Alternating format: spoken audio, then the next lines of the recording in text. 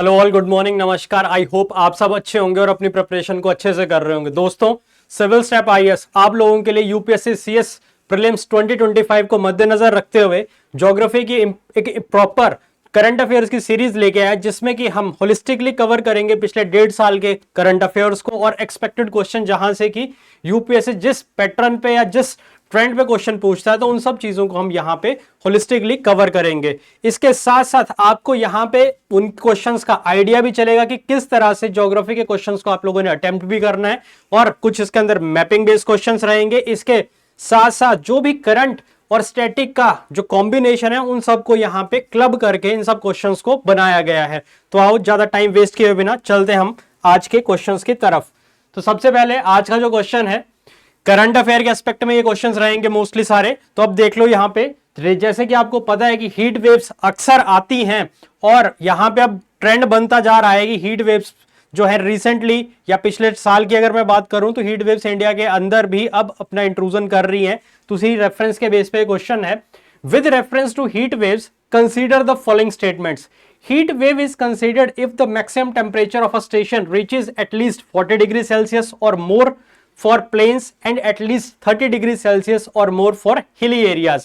India is the only country in Asia recognizing the heat waves as natural disaster. Select the correct answer using the code given below A, B, C और D. तो इन options को आपने यहाँ पे बताना है कि कौन सा इसका सही आंसर है। तो जब मैं बात करूंगा यहाँ पे पर्टिकुलरली विद रेफरेंस टू, अगर मैं हीट वेव्स की बात करूं यहां, तो यहां पे किसकी बात हो रही है? हीट वेव्स की। तो हीट वेव्स की अगर मैं बात करूं, तो जनरली हीट वेव को हम कम कंसीडर करते हैं जबकि किसी भी जो भी आपका मेट्रोलॉजिकल स्टेशन है, प्लेन्स के केस की अगर मैं बात करूं यहां पे, जब वहां पे जो है 40 डिग्री सेल्सियस या उससे ज्यादा का टेम्परेचर अगर ऑब्जर्व किया जाता है, तो वो हीट वेव कंसीडर की जाती है प्लेन्स के अंदर। और हिली रीजन के अंदर एटलीस्ट 30 डिग्री सेल्सियस या उससे ज्यादा का टेम्परेचर अगर कंसीडर किया जाता है, तो भी हम उसको हीट वेव कंसीडर करते हैं। तो ये स्टेटमेंट बिल्कुल सही है। India is the only country in Asia recognising the heat wave as natural disaster. ये स्टेटमेंट बिल्कुल गलत है। तो अभी तक इंडिया के अंदर इस तरह का कोई भी देखा नहीं गया कि उसको अभी तक हमने इसको नेचुरल डिजास्टर घोषित किया हो। तो इसका आंसर जो है ए ऑप्शन होना चाहिए, that is the one only. तो आओ इसका आंसर भी देख लेते हैं। That is the answer A option, that is one only. तो यहां पे इसकी स्टेटमेंट वन है वो बिल्कुल करेक्ट है। तो according to WHO, heat wave is considered if maximum temperature of a station reaches at least 40 degree Celsius or more for plains and at least 30 degree Celsius or more for hilly regions. इसके साथ साथ departure from heat wave का criteria भी दे रखा है, saviour heat wave का भी, actual maximum temperature और सेवियर हीट वेव भी। तो अगेन ये फैक्चुअल इंफॉर्मेशन है जो आपको पता होनी चाहिए कि कब कब कहां पे क्या चीज देखी जाएगी। अगर नॉर्मल केस में करें तो 4.5 डिग्री सेल्सियस से 6.440 डिग्री सेल्सियस के बीच अगर आपको देखने को मिलता है डिपार्चर नॉर्मल हीट वेव से, तो हम उसको नॉर्मल कैटेगरी में डालेंगे। और सीवियर हीट वेव में मोर देन आपको 6.40 डिग्री सेल्सियस देखने को मिलेगा। तो अगेन ये टेम्परेचर के बेस पे भी है कि अगर हम बात करेंगे 45 डिग्री सेल्सियस के इक्विवेलेंट अगर आपको टेम्परेचर देखने को मिलता है या उससे ज्यादा, और अगर व्हेन एक्चुअल मैक्सिमम टेम्परेचर की अगर मैं बात करूंगा तो 45 डिग्री सेल्सियस, और सीवियर हीट वेव के केस में 47 डिग्री सेल्सियस। तो अगेन इन्फॉर्मेशन इज फैक्चुअल, तो ये आपको पता होना चाहिए। अगेन ये स्टेटमेंट 2 इनकरेक्ट क्यों है? The government of India is yet to recognise heat wave as natural disaster. याद रखना, अभी तक गवर्नमेंट ऑफ इंडिया ने इसको एज ए हीट वेव को एज ए नेचुरल डिजास्टर घोषित नहीं किया है। तो ये एक इंपॉर्टेंट एस्पेक्ट है जो आपको पता होना चाहिए। अब आते हैं हम क्वेश्चन नंबर 2 की तरफ। With reference to the tribal communities in India consider the following tribes: Shompen, Onges, Toads, Sentinelese. How many of the above are indigenous to the Andaman and Nicobar Island? तो ये पूछा गया है कि कौन सी अंडमान निकोबार की इंडिजिनस ट्राइब्स है, इनमें से कितनी? How many? Only 1, only 2, only 3।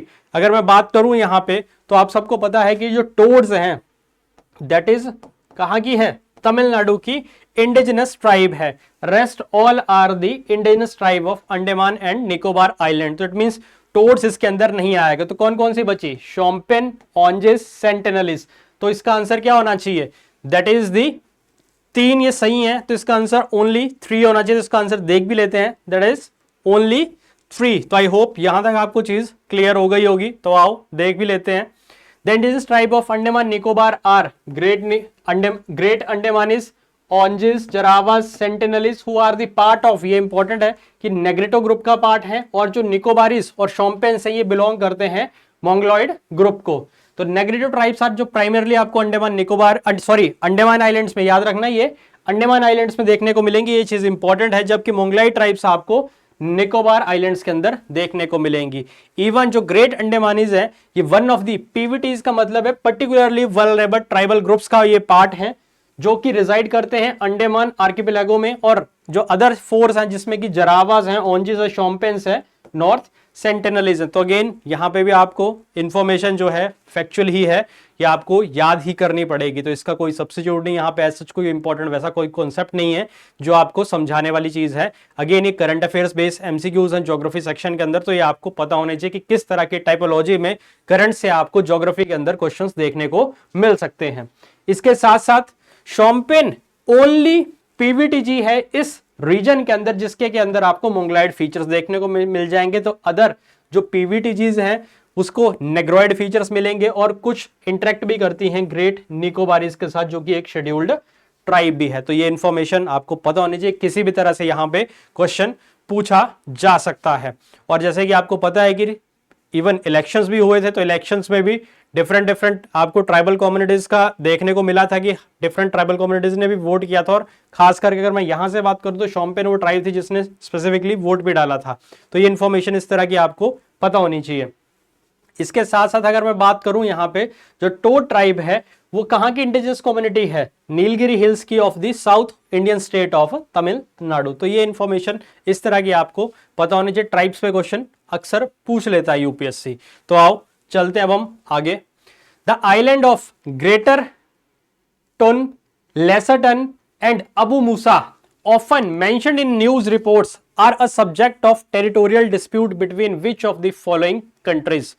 Armenia and Azerbaijan, Israel and Jordan, Israel and Lebanon, Iran and United Arab Emirates. तो रिसेंटली ये जो आइलैंड्स हैं ग्रेटर टन, वैसे तो इसमें एंस आइलैंड है, ग्रेटर टब पढ़ते हैं, लेसर टब पढ़ते हैं, एंड अबू मूसा, ये अक्सर आपको न्यूज रिपोर्ट्स में देखने को मिल गए होंगे। किस दो कंट्रीज के बीच आपको टेरिटोरियल डिस्प्यूट देखने को मिलेगा इन आइलैंड्स का? तो याद रखना ये टेरिटोरियल डिस्प्यूट है आपका ईरान एंड यूनाइटेड अरब अमीरात्स के बीच। तो इसका आपको पता होना चाहिए। ये बेसिकली यहाँ पे इन तीनों आइलैंड्स की जब हम बात करेंगे तो Greater Tunb, Lesser Tunb and Abu Musa are small disputed islands between the Iran and the UAE. तो ये आपको पता होना चाहिए। कहाँ पे इनकी लोकेशन है, कहाँ पे? स्ट्रेट ऑफ हॉर्मुज के पास, इन द पर्शियन गल्फ। तो याद रखना है आपने, स्ट्रेट ऑफ हॉर्मुज कहाँ है? पर्शियन गल्फ के पास। अगेन ईरान इसको क्लेम करता है कि जो आइलैंड है वो हिस्टोरिकली पार्ट थे किसकी? पर्शियन एम्पायर, या फिर आप बोल लो Persian territories, until they were occupied by the British in the early 20th century. जबकि अकॉर्डिंग टू यूएई ये जो आइलैंड किसको बिलोंग करते हैं?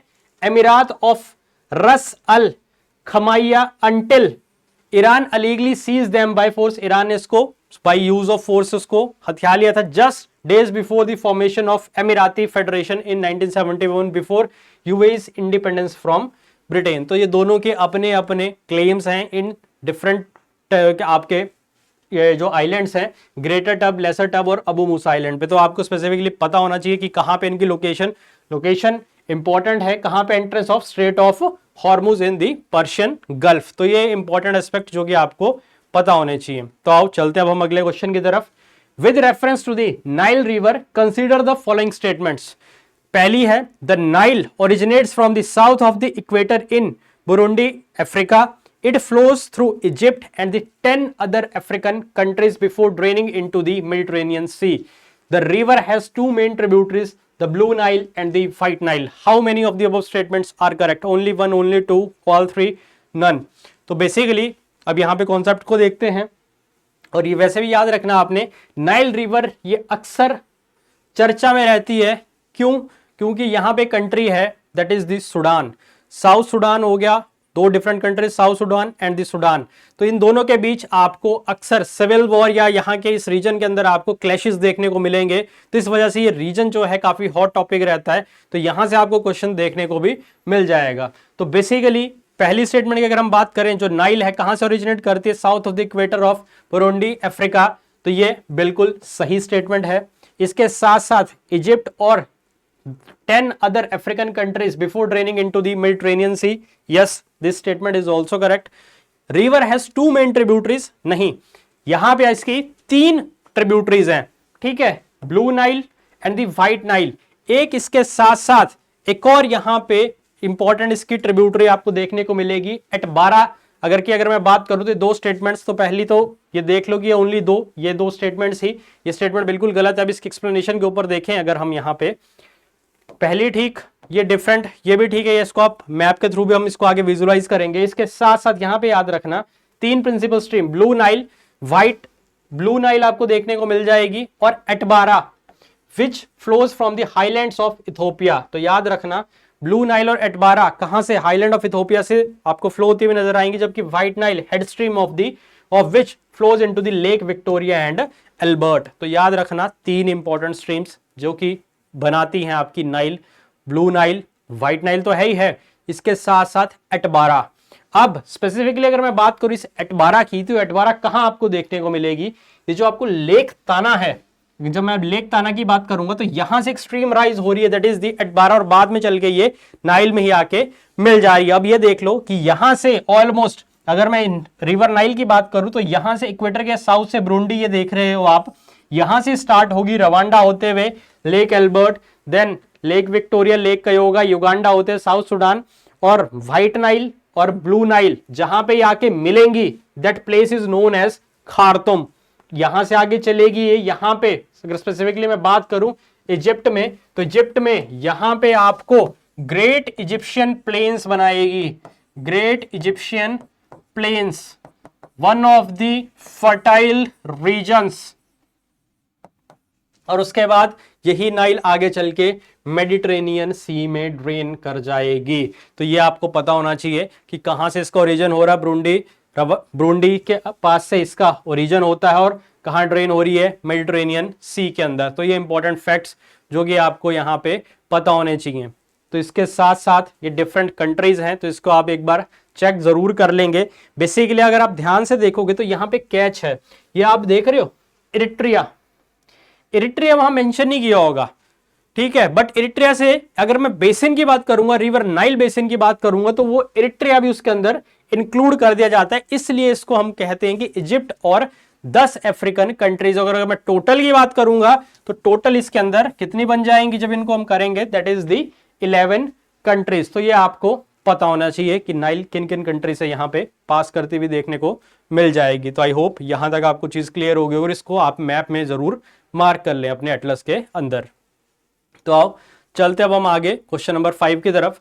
Lake Natron has recently been in the news, which of the following statement about it is or are incorrect पूछा है। ये statement ध्यान से देख लेना जब इस तरह की स्टेटमेंट्स आएंगे। It is located on the border between the Tanzania and the Zambia, its water is highly alkaline, it has been designated both as a Ramsar site and an important bird and the biodiversity area IBA, it is world largest breeding grounds for lesser flamingos। तो इसमें से incorrect पूछा है। तो basically जब हम lake Natron की बात करेंगे, रिसेंटली न्यूज में भी थी, तो यहां पे तंजानिया तो ठीक है, पर यहां पे ये जाम्बिया नहीं होना चाहिए।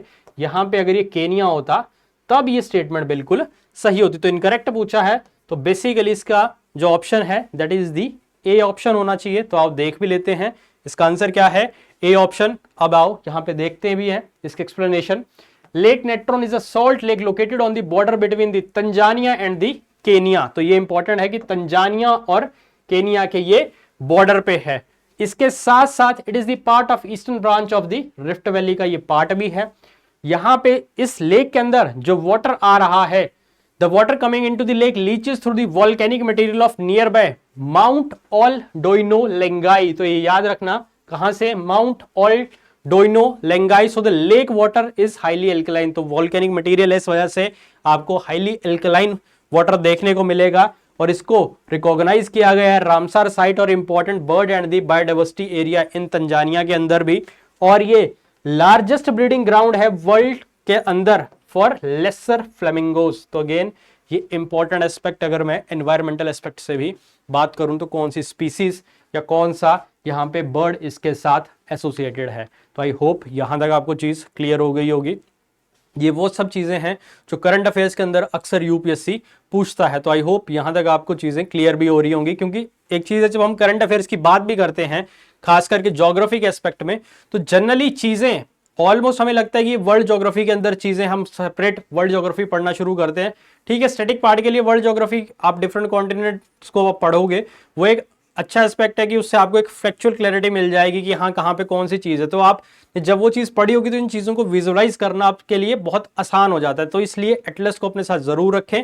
और ये सब वो करंट अफेयर्स के इंपॉर्टेंट पार्ट्स या आप बोल लो कि टॉपिक्स या वो इंपॉर्टेंट चीजें हैं जो आपको मार्क की होनी चाहिए। जैसे मान लो अगर इसकी बात करें हम लेक नेट्रॉन, तो आपको पता होना चाहिए उसकी लोकेशन कहाँ पे है, या कहाँ पे आपको तंजानिया देखने को मिलेगा, या कहाँ पे आपको केनिया देखने को मिलेगा। तो ये वो सब चीजें जो आपको ऑलरेडी पता होनी चाहिए, या जब भी आप न्यूज को पढ़ो तो उसको मार्क जरूर करो एटलस के अंदर। अगर मैं स्पेसिफिकली बात करूं ज्योग्राफी को, और जिनका तो ज्योग्राफी ऑप्शनल है उनके लिए तो काफी ज्यादा चीजें यहां से इंफॉर्मेशन आपको देखने को मिल जाएगी जो आपके लिए फॉर्डर मटेरियल का काम करेगी फॉर मेंस ऑल्सो। तो आओ चलते अब हम आगे। तो इसका मैप देख लीजिए, this is the Tanzania, Tanzania और केनिया, ये this is Tanzania and this is the Kenya, ये बिल्कुल बॉर्डर पे this is the lake Natron. तो आई होप यहां तक आपको चीज क्लियर हो गई होगी। तो this is all about this particular question. तो आओ चले अब हम आगे।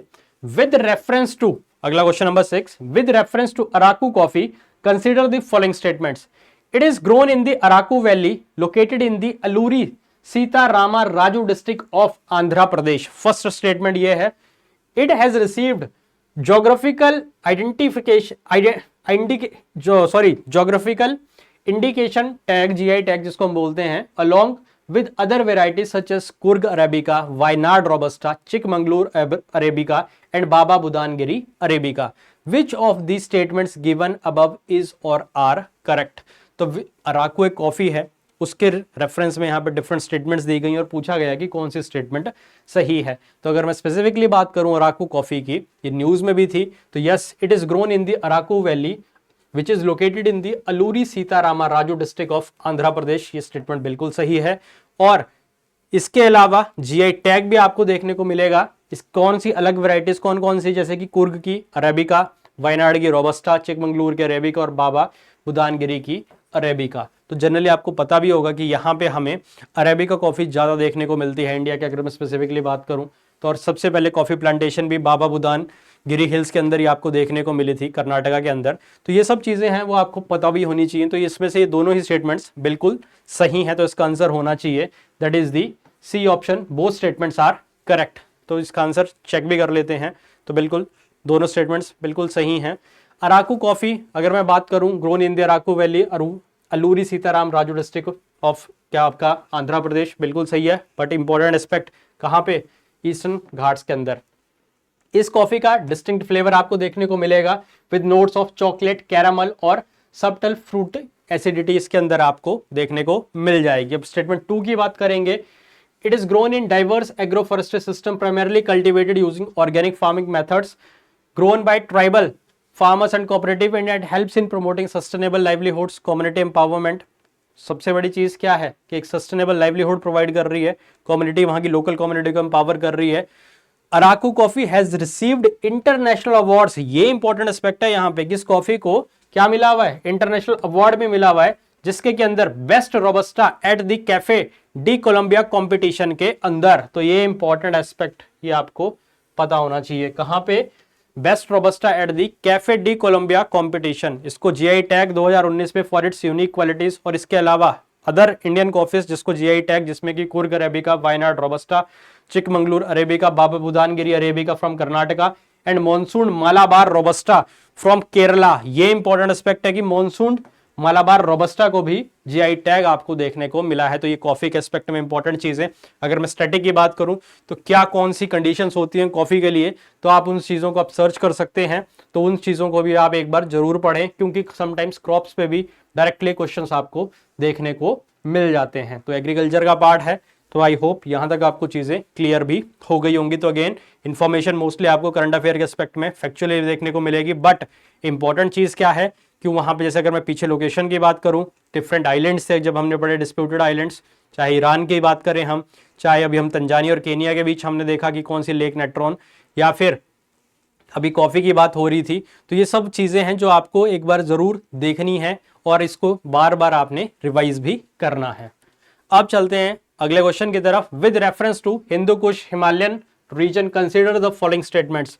It extends from Afghanistan in the west to the Myanmar in the east covering countries including India.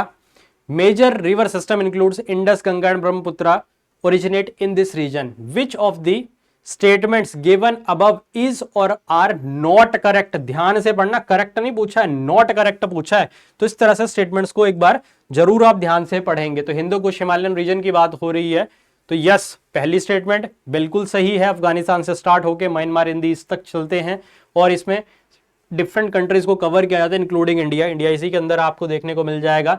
Major river system Indus, Ganga, Brahmaputra इसी के अंदर ओरिजिनेट होता हुआ देखने को मिलता है। तो दोनों ही स्टेटमेंट सही हैं। तो ऑप्शन में क्या है, only one, only two, both या फिर नन। तो इसका आंसर क्या होगा, नन इसका आंसर होना चाहिए। तो आओ देखते हैं, बिल्कुल आंसर इसका डी ही है। तो आई होप यहां तक आपको चीज क्लियर हो गई होगी। अगेन अगर मैं इसकी एक्सप्लेनेशन की बात करूंगा तो कहां से, अफगानिस्तान से लेके म्यांमार तक आपको देखने को मिलेगा इंक्लूडिंग इंडिया। 8 कंट्रीज इसके अंदर। ये इंपॉर्टेंट एस्पेक्ट है, कौन कौन सी, Afghanistan, Bangladesh, Bhutan, China, India, Nepal, Myanmar और पाकिस्तान। तो ये आपको देखने को मिल जाते हैं। अगर मैं स्पेसिफिकली पाकिस्तान की जगह अगर मैं इसको पाकिस्तान या फिर आप बोल सकते हो अपनी भाषा में, दैट इज दी जो हम प्रोनाउंस करते ही हैं, दैट इज मिस्टर पाकिस्तान, ठीक है। और रिसेंटली जो इन्होंने हरकतें की हैं अभी रिसेंटली, जैसे पहलगाम अटैक, तो उसके बाद तो इनको ये इज्जत देना भी बिल्कुल, पाकिस्तान भी इनके लिए कम शब्द है जो हम यूज़ कर रहे हैं। स्टेटमेंट 2 इज बिल्कुल करेक्ट है। It is the source of 10 large Asian river system namely Amu Darya, Indus. अभी रिसेंटली हमने इसके जो अगर सर्कमस्टांसेस अगर जो हमारे ऊपर पहलगाम इन लोगों ने जो कायराना हमला किया, टेरर अटैक किया, तो उस वजह से अभी इंडस रिवर, जैसे अगर की बात करें इंडस वाटर ट्रीटी को हमने बिल्कुल ब्रेक डाउन कर दिया, स्ट्रक डाउन कर दिया। तो एक बहुत अच्छा और एक डिप्लोमेटिक स्टेप भी है। तो इंडस रिवर जरूर एक बार चेक भी कर लेना। Ganga, Brahmaputra, Irrawaddy, Salween, Mekong, Yangtze, yellow river and the Tarim. तो ये सब इंपॉर्टेंट रिवर्स हैं जो कि आपको पता होनी चाहिए। This Hindu Kush Himalayan region के अंदर आपको देखने को मिल जाएंगी ये। तो that's all about this question. चलते हैं अब हम आगे। With reference to glacial, question number 8, with reference to glacial and interglacial periods consider the following statements. पहली स्टेटमेंट की अगर मैं बात करूं, glacial periods are characterized by colder, dustier and generally drier climatic conditions compare to interglacial periods. दूसरा, evidence from glacier movements, sediment deposits and tree rings helps in the understanding historical wet and dry climate phases. A reduction in sunspot activity is linked to cooler, wetter conditions and heightened storm activity. Which of the statements given above is or are correct? ये 3 statements दे रखी हैं glacial और interglacial periods की। तो उसके बीच में बताना है कि इनमें से कौन सी स्टेटमेंट्स सही हैं। 1 and 2 only, 1 only, 1 and 3 only, 2 and 3 only. तो अगर मैं बात करूं यहाँ पे ग्लेशियल पीरियड्स की, तो वहां पे आपको कोल्डर, डस्टियर और जनरली ड्राई क्लाइमेटिक कंडीशंस देखने को मिलती हैं as compare to interglacial periods, बिल्कुल सही है। और एविडेंस फ्रॉम ग्लेशियल मूवमेंट से हमें पता चलता है, सेडिमेंट डिपॉजिट से और ट्री रिंग से हेल्प से हमें अंडरस्टैंड करते हैं कि वहां पे हिस्टोरिकली वेट और ड्राई क्लाइमेटिक फेजेस रहे होंगे। और अगर मैं बात करूं reduction in sunspot activities link to cooler, ये स्टेटमेंट बिल्कुल गलत है। अगर ये चीज है तो इसका मतलब ये है कि वहां पे आपको क्या देखने को मिल रही हैं, स्पेसिफिकली कूलर तो नहीं देखने को मिलेंगी आपको, हॉटर कंडीशंस। कैसी हॉटर कंडीशंस आपको देखने को मिलेंगी। तो आई होप ये स्टेटमेंट तीसरी जो है वो गलत है। तो आप इसका आंसर देख भी लेते हैं, तो इसके अकॉर्डिंगली 1 and 2 इसका आंसर होना चाहिए, that is the A option. तो बिल्कुल सही इसका आंसर ए ऑप्शन ही है। यहाँ पे बिल्कुल दोनों स्टेटमेंट्स अगेन बिल्कुल सही हैं। When the number of sunspots increase, cooler and waiter weather and greater storminess occur or decrease in sunspot activities associated with warm and drier conditions। मतलब कैसी warm और dry conditions देखने को मिलेंगी। तो कूलर नहीं, रिडक्शन जब होगी तो क्या देखने को मिलेंगी, warm and dry conditions। याद रखना, warm and dry conditions आपको क्या देखने को मिलेंगी यहाँ पे। तो आई होप यहाँ तक आपको चीज क्लियर होगी। अगेन जैसे कि मैं बार बार कह भी रहा हूं, यहां पे इंफॉर्मेशन आपको फैक्चुअल ज्यादा देखने को मिलेगी in because these are the part of the current affair based geography series. अब चलते हैं आगे। with reference to Tizu River, consider the following statements. The Tizu River is a part of National Waterway 101 recently announced by the development by the Ministry of Ports, Shipping and Waterways. It flows the Khifre and Phek district of Nagaland before merging with the Chindwin River in Myanmar. The Chindwin River into which Tizu merges is a tributary of the Mekong River. Which of the statements given above is or are correct? A, B, C या D? अगर मैं बात करूं यहां पे, yes, Tizu river is the part of national waterway 101, but इसके announcement क्या कौन कर रहा है? इसके अनाउंसमेंट करता है that is national highway authority of India ने इसकी अनाउंसमेंट की है, तो इसलिए स्टेटमेंट होती है आपकी गलत। बिल्कुल सही है, इट फ्लोज थ्रू दी। अगर मैं बात करूं यहाँ पे वेट फॉर अ व्हाइल, तो यहाँ पे इसको एक बार हम फिर से पढ़ लेते हैं ध्यान से। यहाँ पे अगर मैं बात करूं तो तीजू रिवर बेसिकली किसका पार्ट है? करेक्ट पूछा है, ठीक है, 10 और development by the ministry of port, shipping and waterways, ठीक। उसके बाद खिफरे और फेक डिस्ट्रिक्ट नागालैंड के मर्ज करते हैं चिंडवन रिवर्स के साथ, और Chindwin river into which Tizu merge is a part of Mekong river. तो ये स्टेटमेंट जो है बिल्कुल गलत है। तो इसके अकॉर्डिंगली जो हमारा आंसर होना चाहिए 1 और 2 होना चाहिए, जहां तक मुझे लग रहा है। एक बार चेक भी कर लेते हैं, बिल्कुल सही, दैट इज दी 1 और 2 ही इसका आंसर है। तो याद रखना है, जैसे इस तरह से समटाइम्स जैसे पोर्ट्स या नेशनल वाटरवे की बात होती है, तो एक बार ध्यान से इस तरह के स्टेटमेंट्स की कौन किसकी अनाउंसमेंट कर रहा है, जैसे अभी कंफ्यूजन हो गया था, तो इस चीज का आप लोग ध्यान रखेंगे यहाँ पे कि इसकी अनाउंसमेंट किसने की थी, that is by the ministry of ports and shipping and waterways. और दूसरी स्टेटमेंट भी बिल्कुल सही है, ये इसकी ट्रिब्यूटरी नहीं, which Chindwin river into which Tizu emerges a tributary of Mekong river, ये बिल्कुल गलत है। ये बेसिकली किसकी रिवर है, that is the river Irrawaddy, जो कि म्यांमार में आपको देखने को मिलती है। अब आओ इसकी एक्सप्लेनेशन भी देख लेते हैं पहले। Teeju river along with Zumki has been declared as a part of National Waterway 1. This was recently announced by the Union Minister of Port, Shipping and Waterways MOPSW collaboration with Chief Minister of Nagaland के साथ ये announcement हुई थी collaboration. और इस initiative का मकसद है कि एनहांस करना इनलैंड वाटर ट्रांसपोर्ट और कनेक्टिविटी को ईस्टर्न पार्ट ऑफ नागालैंड के अंदर। और तीजू रिवर की अगर बात करें कहाँ से ओरिजिनेट हो रही है, सेंट्रल रीजन ऑफ नागालैंड से flows north eastward passing through the Kiphire और दी फेक डिस्ट्रिक्ट से पास करती है। उसके बाद it then crosses into Myanmar, जहां पे कि चिंडविन रिवर को ज्वाइन करती है, which one of the key river in the north western Myanmar. While it is true that the Chindwin River is a major river of Myanmar, but it is not the tributary of the Mekong River. ये important चीज है ये। Instead, Chindwin River is a tributary of the Irrawaddy River, which is the largest river in Myanmar. ये important aspect जो कि आपको पता होना चाहिए। जिस तरह से अभी मैंने आपको पहले बताया भी, मेकोंग रिवर फ्लो करती है फर्दर ईस्ट में डिफरेंट कंट्रीज के थ्रू, जिसमें कि Laos, Thailand, Cambodia, Vietnam, and it is not connected to Chindwin Tizu system. ये इंपॉर्टेंट चीज है यहाँ पे। तो ये किसके साथ कनेक्ट नहीं होती है, चिंडविन तीजू सिस्टम के साथ ये कनेक्ट नहीं होती है, इसलिए स्टेटमेंट 3 आपको गलत यहाँ पे देखने को पाई जाएगी। तो ये आपको पता भी होना चाहिए। सो that's all about this particular question. अब चलते हैं हम आगे। Dark oxygen recently seen in the news is the most appropriately defined. तो इस तरह के समटाइम्स टर्म्स पूछ लेगा कि डार्क ऑक्सीजन क्या है, तो दैट इज ए, बी, सी और डी ऑप्शन, इनमें से कौन सा इसका आंसर होगा। तो याद रखना, अगर इसकी बात करेंगे तो ये क्या है, basically oxygen in the abyssal zone beyond the reach of sunlight. Generally आपको पता है एबिसल जोन में सनलाइट आपको देखने को मिलती है, potentially produced by the polymetallic nodules. तो ये याद रखना है आपने, यहाँ पे अगेन स्ट्रेट अवे ही है ये। तो that is all about this particular question, that is the dark oxygen. Dark oxygen refers to this oxygen observed in the abyssal zone of the ocean where sunlight is insufficient for photosynthesis. Scientists note an unexpected increase in the oxygen concentration. यहाँ पे देखने को मिला, scientist ने observe किया यहाँ पे, और इसका कि उन्होंने एक हाइपोथेसिस दे रखा है कि the polymetallic nodules might be the responsible for this phenomena by transporting electric charges, जो कि स्प्लिट करता है वाटर मॉलिक्यूल्स को और क्या करता है, रिलीज ऑक्सीजन करता है। The discovery is distinct from the other sources of oxygen such as photosynthesis in the shallow water or inorganic or organic decomposition of surface layers which are well understood and not applicable to dark and deep ocean environment। तो again basically यहाँ पे आपको terminology ही पता होनी चाहिए है क्या चीज। बेसिकली ऑक्सीजन पाई जाएगी कहाँ पे, एबिसल जोन के अंदर, जहाँ के कि बेसिकली सनलाइट पेनिट्रेट नहीं कर पाती या इनसफिशिएंट सनलाइट है कि वहाँ पे फोटोसिंथेसिस नहीं हो पा रहा है जिस वजह से। तो that is all about this particularly dark oxygen. अब चलते हैं हम अगले क्वेश्चन की तरफ। Consider the following statements regarding the particularly vulnerable tribal group PVTGs, जो हमने पीछे भी अभी पढ़े भी थे। द जाजा committee identified primitive tribal groups as a unique category which was later renamed as PVTGs।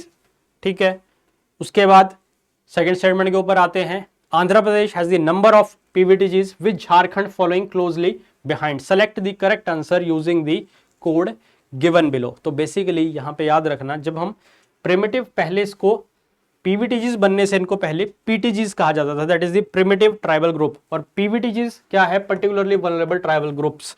तो ये समटाइम्स इस तरह से स्टेटमेंट बेस भी आ जाता है कि इसकी फुल फॉर्म क्या है या इस तरह से।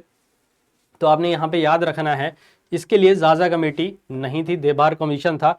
और आंध्र प्रदेश में largest number of PVTGs with Jharkhand following closely behind, ये स्टेटमेंट भी गलत है। तो बेसिकली यहाँ से जो इसका आंसर होना चाहिए दैट इज दी नन, इसका आंसर होना चाहिए। तो इसका आंसर डी ऑप्शन बिल्कुल नन ही है। तो स्टेटमेंट 1 क्यों करेक्ट नहीं है। 1973 में Dhebar commission establish the primitive tribal group as a distinct category, और 2006 में गवर्नमेंट ऑफ इंडिया ने इसको रिनेम किया that is PTGs as particularly vulnerable tribal groups.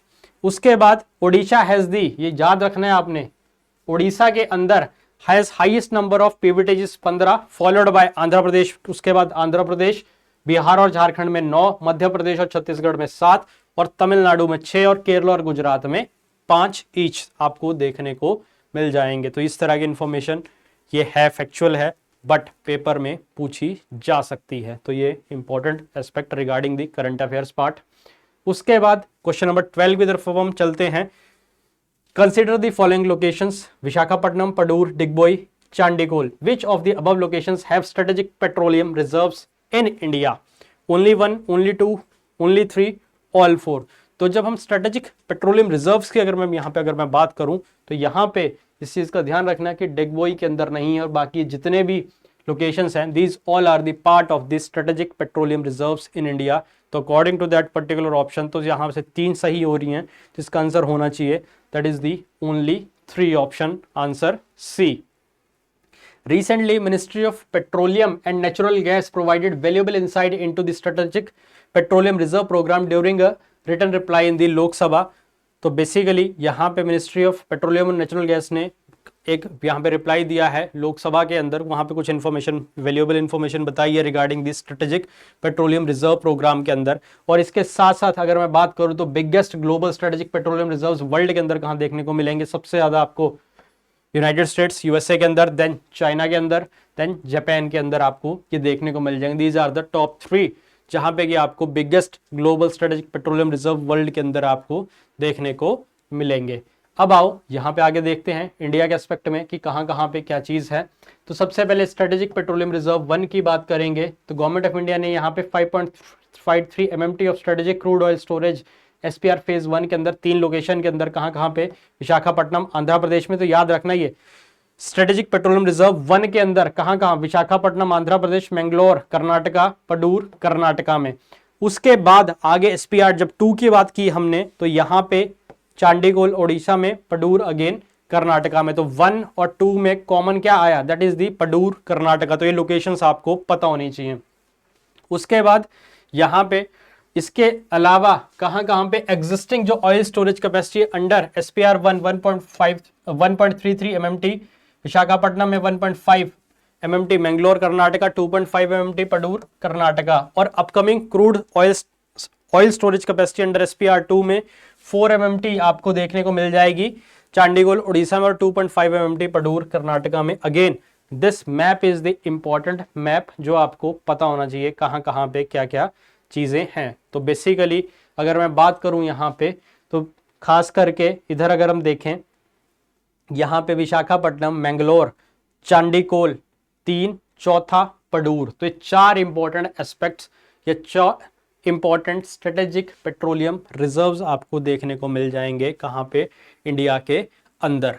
तो अगेन ये चीज़ें आपको पता होनी चाहिए क्योंकि आर्टिकल्स अक्सर न्यूज़ में रहते हैं, हमारे एनर्जी एंड सिक्योरिटी के हिसाब से भी इंपॉर्टेंट है, तो ये आपको इंपॉर्टेंट वैल्यूएबल इंसाइट दे रहे हैं रिगार्डिंग दी आपके एनर्जी एंड सिक्योरिटी के रिगार्डिंग, तो ये इंपॉर्टेंट एस्पेक्ट। तो आओ चलते अब हम अगले क्वेश्चन की तरफ। Question number 13, consider the following pairs, tiger reserves और स्टेट और प्लेसेस उसके साथ मैच करने हैं। Which of the above mentioned pairs are correctly matched? Pench tiger reserve Maharashtra, Amravati tiger reserve Andhra Pradesh, Palamu Chhattisgarh, Dandeli Anshi Karnataka. अब इसमें से पूछा गया कि कौन सा जो पेयर है करेक्टली मैच है। तो अगर मैं बात करूं यहाँ पे, पेंच आपका महाराष्ट्र और इसके साथ साथ आपको कुछ जगह पे मध्य प्रदेश के अंदर भी देखने को मिल जाएगा। अमरावती आंध्र प्रदेश में बिल्कुल नहीं है, तो ये भी गलत, ये भी गलत। Palamu that is in Jharkhand, तो ये भी गलत। दांदेली अंशी कर्नाटका, ये बिल्कुल सही है। तो इसका आंसर जो होना चाहिए that is the one pair is correctly matched, तो इसका आंसर ए ऑप्शन। अब देख भी लेते हैं। Pench tiger is a spans in the state of Madhya Pradesh and the Maharashtra with larger portion of, कहाँ पे देखने को मिलेगा? लार्जर पोर्शन कहाँ है? मध्य प्रदेश के अंदर। It is known for its अपनी rich biodiversity land, serve as the inspiration for Rudyard Kipling's की द जंगल बुक के लिए, यहीं से आपको देखने को मिलेगा। Formerly the part of larger Nagarjuna Srisailam tiger reserve, Amravati is now separate reserve है तेलंगाना के अंदर। तो याद रखना, जो अमरावती था पहले किसका पार्ट था? नागार्जुना श्रीशैलम टाइगर रिजर्व का, जो कि अब सेपरेट रिजर्व है तेलंगाना के अंदर। अगर मैं पलामू टाइगर रिजर्व की बात करूं, लातेहार डिस्ट्रिक्ट ऑफ झारखंड के अंदर ये सिचुएटेड है, जो कि किसका पार्ट है? बेटला नेशनल पार्क का। One of the first 9 tiger reserve established under the project tiger in 1973 में जो एस्टेब्लिश हुआ था, तो उसमें से ये 9 टाइगर रिजर्व में से एक था ये आपका पलामू टाइगर रिजर्व। इसके साथ साथ Dandeli Anshi tiger reserve, now known as the Kali tiger reserve, located in the western Ghats of Karnataka. तो वो बिल्कुल सही मैच था आपका कर्नाटका के साथ दांदेली अंशी जो आपका टाइगर रिजर्व है। तो आई होप यहां तक आपको चीज क्लियर हो गई होगी। उसके बाद है consider the following pairs, mangroves और स्टेट्स पूछी गई हैं। Which of the above mentioned pairs are correct? तो ये जो ऊपर पेयर्स हैं मैनग्रूव्स और स्टेट की जो मैच में, कौन से सही हैं? Dhamra mangroves West Bengal, Coringa mangroves Andhra Pradesh, Kundapur mangroves Karnataka और Vaitarna mangroves Maharashtra. 1 pair, 2 pair, 3 pair या 4 पेयर्स? अगर मैं बात करूं मैनग्रूव्स की, तो धमरा मैनग्रूव वेस्ट बंगाल बिल्कुल सही, कोरिंगा मैनग्रूव्स आंध्र प्रदेश, कुंडापुर मैनग्रूव्स कर्नाटका और वेतरना मैनग्रूव्स महाराष्ट्र। तो इस चारों ही पेयर्स बिल्कुल करेक्टली मैच हैं, तो इसका आंसर 4 पेयर्स होना चाहिए। देख भी लेते हैं, बिल्कुल सही आंसर है, दैट इज दी 4 पेयर्स। तो ये मैप है बेसिकली, ठीक है। तो ये आपको पता चल जाएगा कि मैप के बारे में, ये बेसिकली एक इंपॉर्टेंट मैप है मैनग्रूव्स का। तो ये आपने एक बार जरूर देख लेना है कि कौन सा कहाँ पे है। Again these maps are the valuable insight, sometimes direct mapping based question आ जाते हैं, तो आपको यहीं से डायरेक्ट आपको देखने को मिल जाएंगे। तो ये मैप आपको जरूर एक बार रीड करना है ताकि आपको पता चल जाए कि कौन सा कहाँ पे है। तो दिस इज धमरा, ठीक है। यहाँ पे आपका कोरिंगा, जो हम पीछे हमने पढ़ा अभी, दैट इज कोरिंगा आंध्र प्रदेश के अंदर। देन कुंडापुर मैनग्रूव्स, कुंडापुर की अगर मैं बात करूं कर्नाटका के अंदर, तो this is the Karnataka, this is the Kundapur. इसके बाद वेतरना महाराष्ट्र के अंदर आपको देखने को मिल जाएगा, दैट इज द वेतरना, आपको ये महाराष्ट्र में देखने को मिल रहा है, तो दैट इज वेतरना।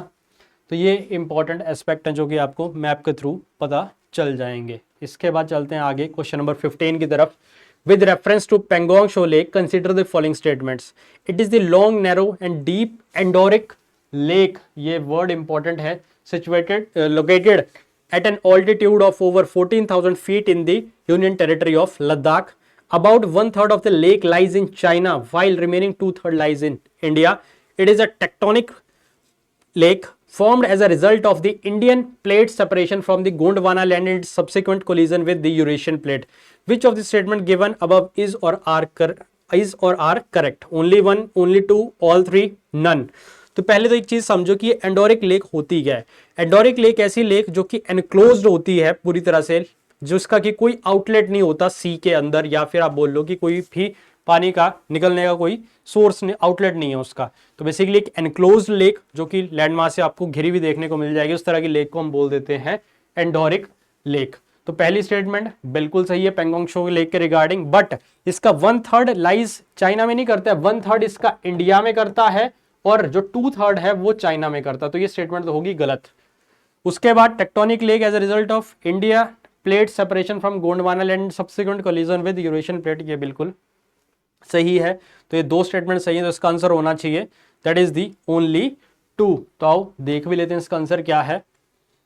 बिल्कुल इसका answer B option that is the only 2। और ये लेक अक्सर न्यूज में भी रहती है, तो जो 3 डेट्स में लेक भी दिखाई गई वो कोई और नहीं, यही पेंगोंग शो लेक है। अब आगे चलते हैं। सो सेम वही एक्सप्लेनेशन यहाँ पे आपको देखने को मिल जाएगी। और इसका जो ईस्टर्न एंड है पेंगोंग शो लेक का, जिसको कि आप तिब्बत में बोल लो या फिर आप स्पेसिफिकली चाइना की अगर हम बात करते हैं। अगला है question number 16, with reference to the phenomena of cloud burst consider the following statement. Cloud bursts occur when strong upward current of hot air prevent raindrops from falling, allowing them to grow larger while new and smaller drops continue to form below. Such events are commonly observed in the hilly regions where the complex topography facilitates orographic lifting. Which of the statement given above is or are not correct? ध्यान से पढ़ना, not correct पूछा है। अब पहले इसके answer के ऊपर अगर मैं आऊं, वैसे तो अगर मैं बात करूं तो ये स्टेटमेंट बिल्कुल सही है और ये भी बिल्कुल स्टेटमेंट सही है। तो इसका आंसर जो होना चाहिए नन या फिर नाइदर 1 नॉर 2 होना चाहिए। इसका आंसर डी स्पेसिफिकली अगर मैं बात करूं। बट आओ अब पहले यहां पे इस कॉन्सेप्ट को समझ लेते हैं कि क्लाउड बर्स्ट होता कैसे है। आपने एक कॉन्सेप्ट पढ़ा होगा, यहां पे अगर ध्यान से देखना, विंडवर्ड और लीवर्ड साइड का कॉन्सेप्ट पढ़ा होगा। दिस इज द माउंटेन, यहां से हवा आ रही है, ऊपर यहाँ पे बादल हैं, ठीक है, वार्म एयर आई, ठीक है, बादलों को पुश करेगी ऊपर की तरफ। या तो बादल वैसे तो मूवमेंट या तो ऐसे होगी या ऐसे होगी, तो यहाँ बैरियर है तो इसलिए बादलों की मूवमेंट अपवर्ड देखने को मिलेगी।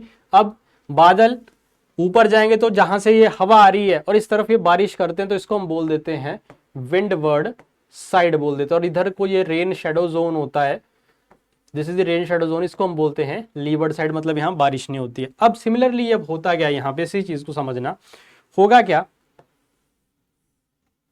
ये माउंटेन है। अब क्लाउड बर्स्ट के केस में क्या होगा, आपको पता है कि यहाँ पे ये बादल हैं, यहाँ से वार्म एयर आ रही है, this is the warm air, ये आएगी, ठीक है, माउंट बादलों को पुश करती जाएगी, ठीक है, और ये ऊपर तक धीरे धीरे पुश करती जाएगी। अब यहाँ पे कैच इस चीज का याद रखना, जो वार्म एयर होगी, जैसे जैसे ऊपर जाते जाएंगे बादल, तो बादलों के अंदर क्या होना शुरू होगा, वार्म एयर ठंडी होती जाएगी, जैसे हाइट पे जाएंगे ठंडी होगी, ये कंडेंस होती जाएगी। कंडेंसेशन की फॉर्म की अगर मैं बात करूं तो कंडेंस होती जाएगी ये, ठीक है, तो क्या बनेंगे, वाटर वेपर्स बनना शुरू हो जाएंगे, तो मॉइस्चर यहाँ पे इन बादलों के अंदर स्टोर होता जाएगा।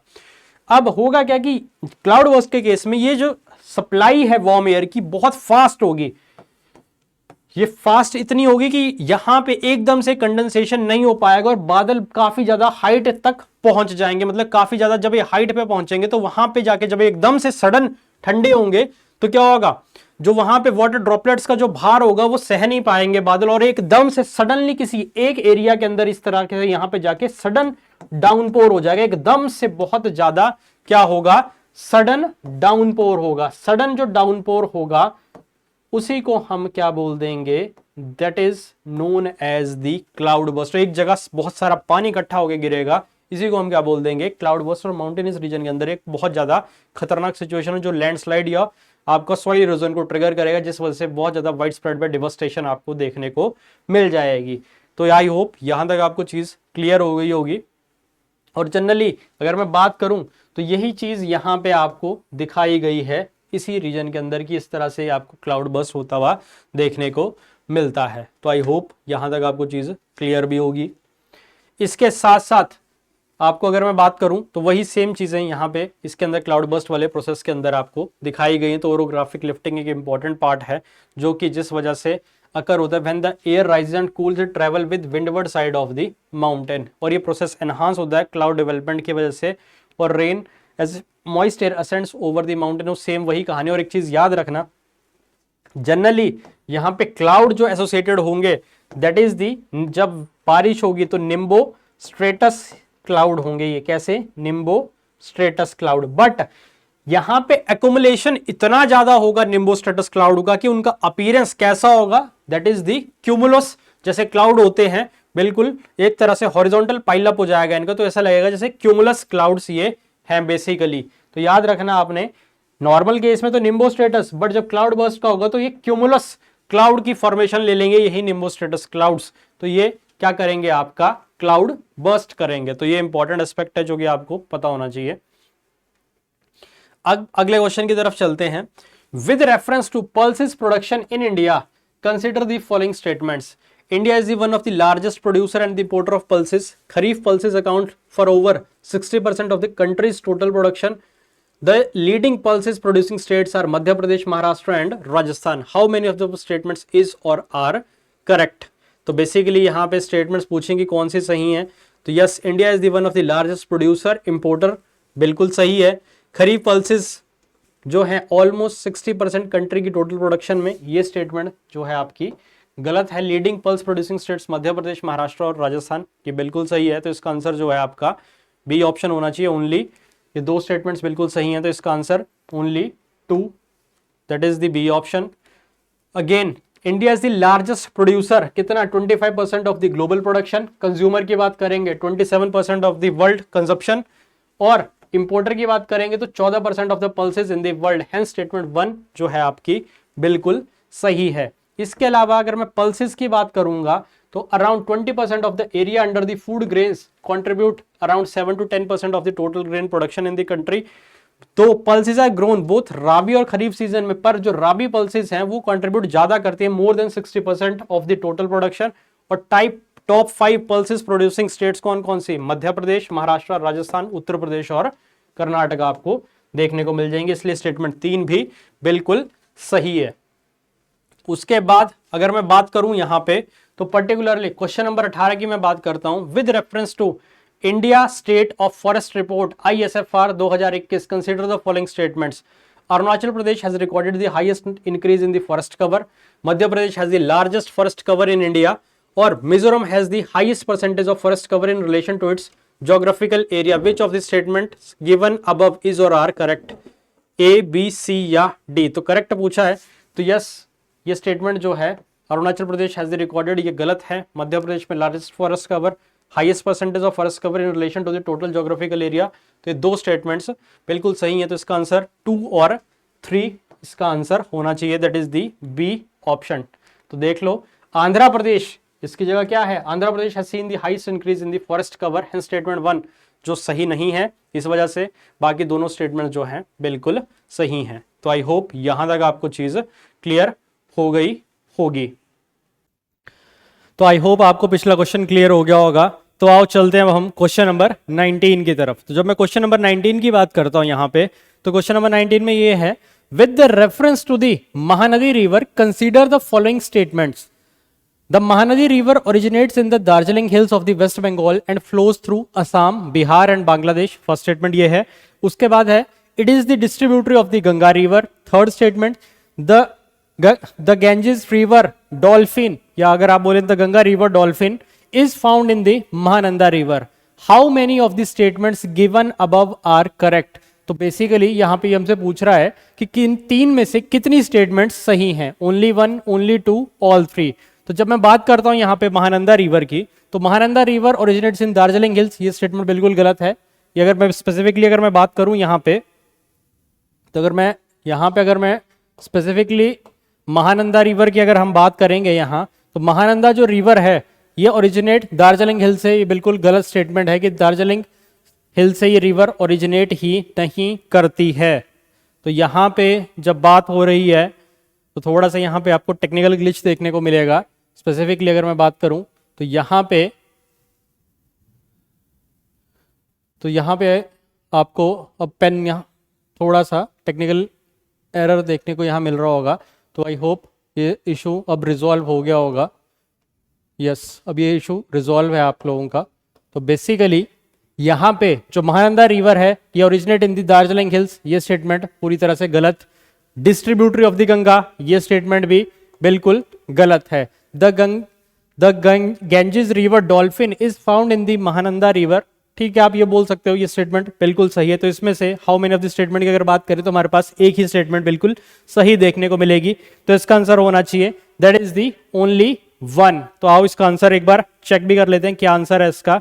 Yes, it's answer is only 1। तो अब आओ इसके एक्सप्लेनेशन की तरफ बढ़ते हैं, आगे मूव ऑन करते हैं। तो statement 1 is not correct.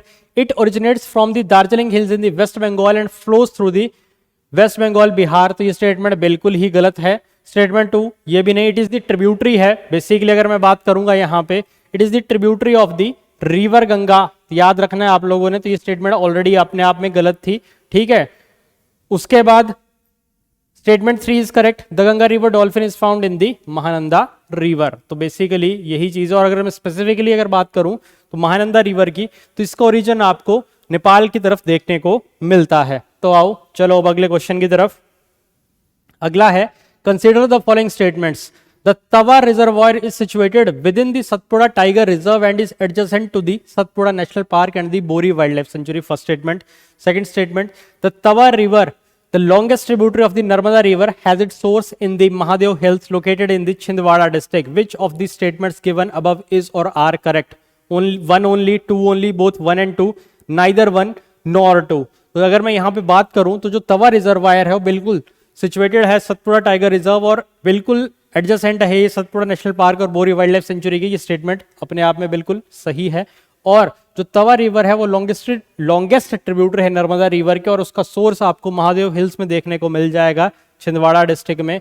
Again ये स्टेटमेंट भी बिल्कुल सही है. तो इसका आंसर देख लेता हूं. इसके हिसाब से इसका आंसर होना चाहिए बोथ 1 and 2. अगेन इन्फॉर्मेशन आपको ये पूरी तरह से फैक्चुअल है तो ये आपको चीजें वैसे ही याद करनी पड़ेंगी. तो इसका आंसर एक बार हम चेक भी कर लेते हैं. इसका answer C option both 1 and 2. Statement 1 is correct. Same similar उसी पैटर्न पे ये जो टाउन है ये कहां पे सिचुएटेड है? The confluence of the Tawa and the Denwa river near the Itarsi town. जब आप ट्रेवल भी करोगे कभी मध्य प्रदेश वाली साइड, अगर दिल्ली वाली साइड, तो इटारसी एक जंक्शन भी आता है.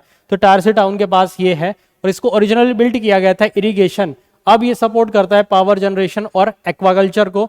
और ये जो रिजर्वायर है lies within the Satpura tiger reserve bordering the Satpura national park, Bori wild life sanctuary. और रिवर मलानी, सोनभद्रा और Nagdwari are the major tributaries of the Tawa reservoir. इसके साथ साथ अगर मैं बात करूं यहाँ पे जो तवा रिजर्वायर है वो लेफ्ट बैंक ट्रिब्यूटरी है जो कि ओरिजिनेट होती है Mahadev hills of Chhindwara district से. यही बिल्कुल पूछा गया था.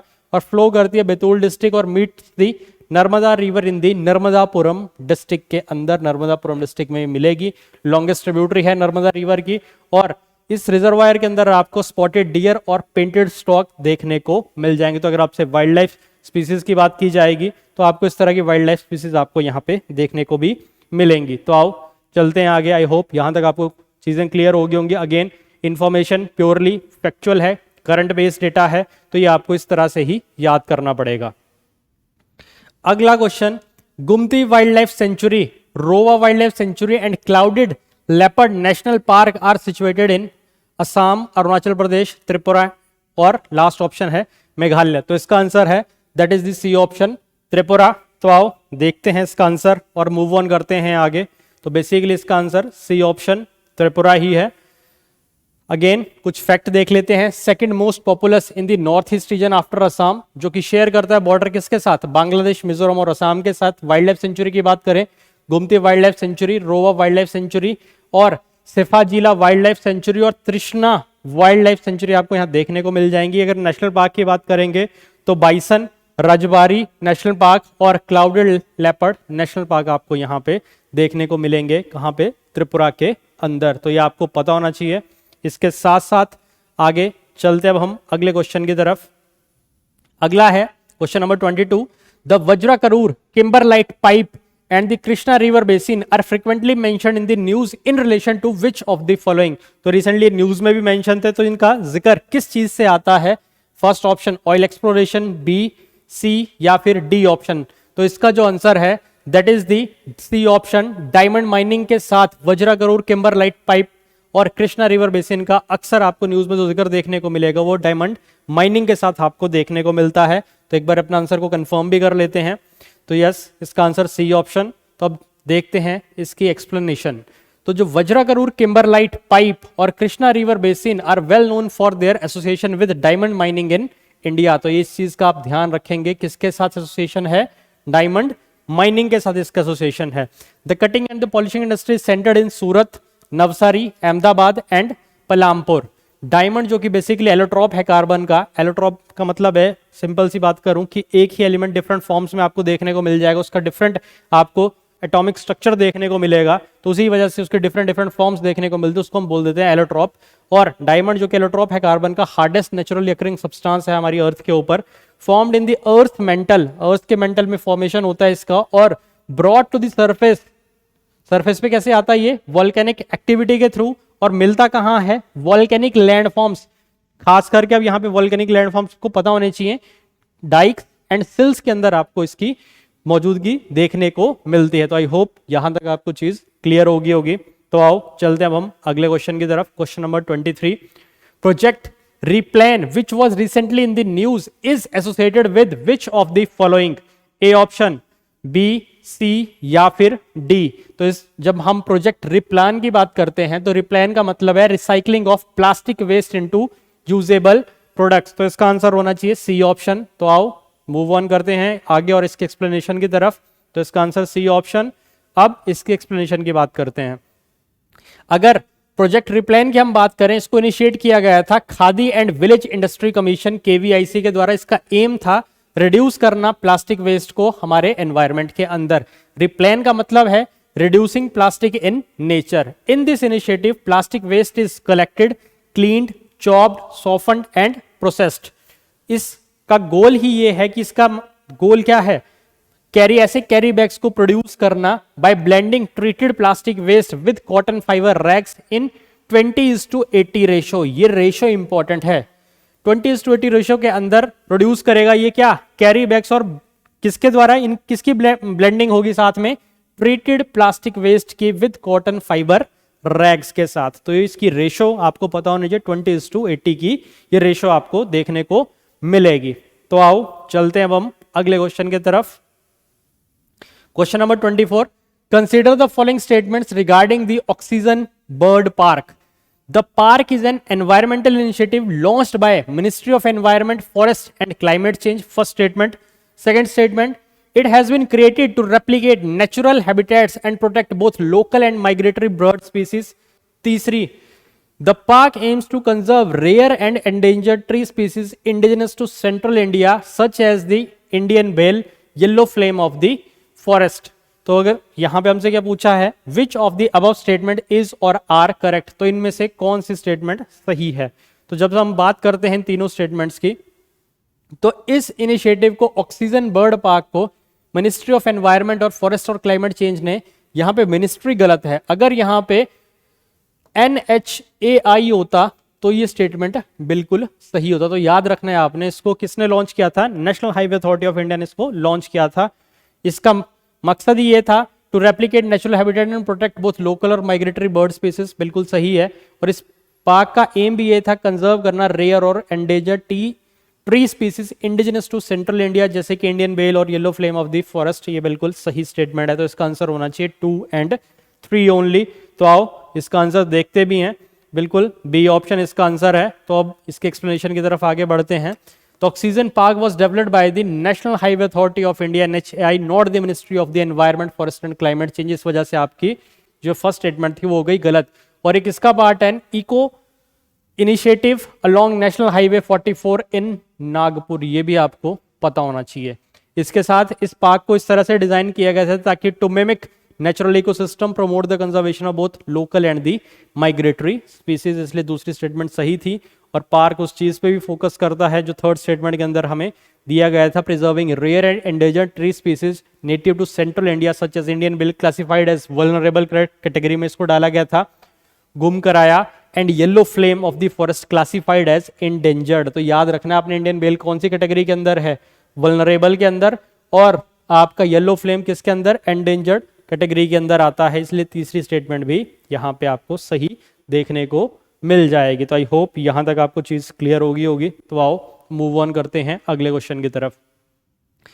अगले क्वेश्चन में मूव ऑन करने की तरफ मैं थोड़ा सा आपको बताना चाहूंगा, क्योंकि यहाँ पे जितने भी करंट अफेयर्स के ये जहाँ पे जितने भी मैक्सिमम आपको क्वेश्चंस देखने को मिल रहे होंगे, ये इन्फॉर्मेशन करंट डेटा की है, इसलिए आपको इसको रिवाइज ही करना पड़ेगा। जहाँ कॉन्सेप्ट की बात आएगी वहां आपको कॉन्सेप्ट बताया जाएगा, बट मोस्टली इन्फॉर्मेशन यहाँ पे आपको फैक्चुअल देखने को मिलेगी। तो इसको आपने इसी तरह से ही रिटेन करना है। With reference to the Tibetan plateau in Asia, Consider the following statements. The Tibetan Plateau is recognized as the highest region on earth with an average elevation of 6,900 meters. Mount K2 is the highest point located within the Tibetan Plateau.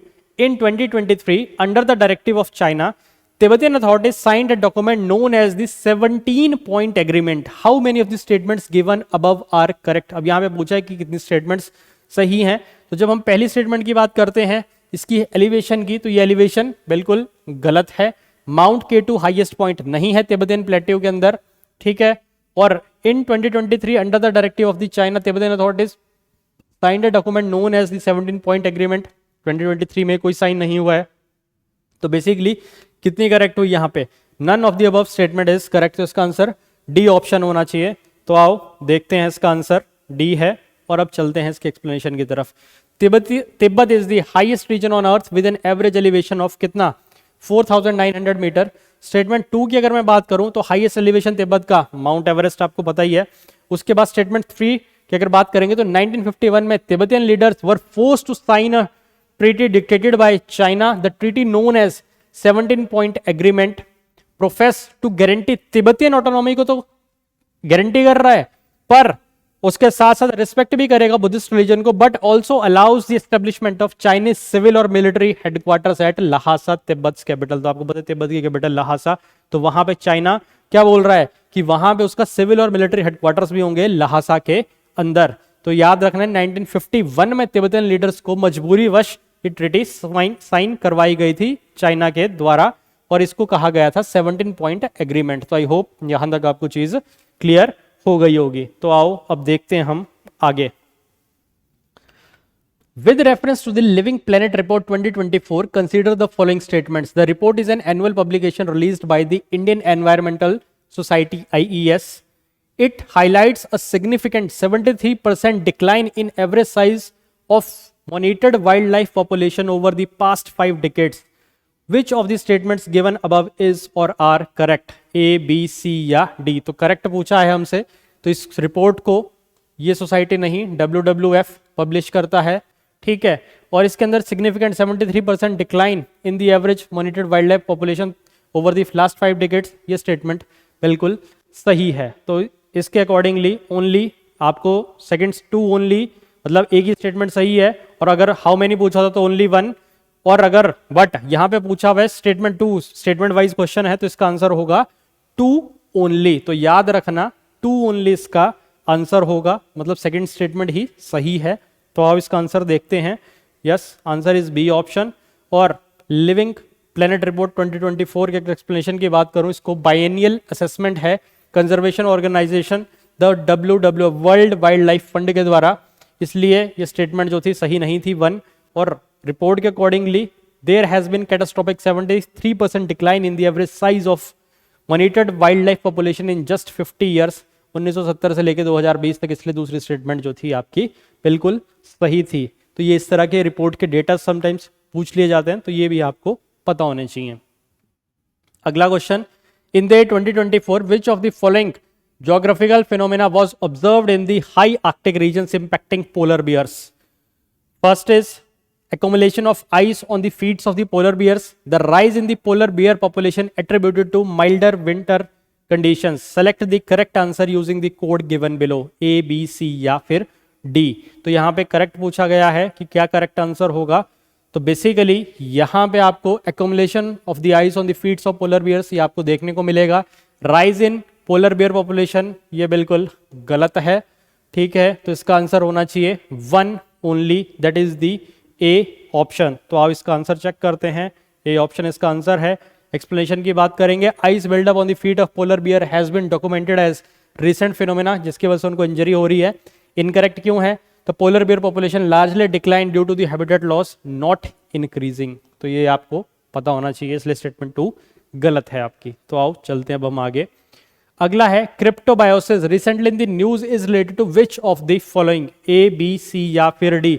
अगर मैं cryptobiosis की बात करूं तो basically ये वो condition है, metabolic condition है जो एनेबल करती है ऑर्गेनिजम्स को to endure extreme environmental conditions के अंदर.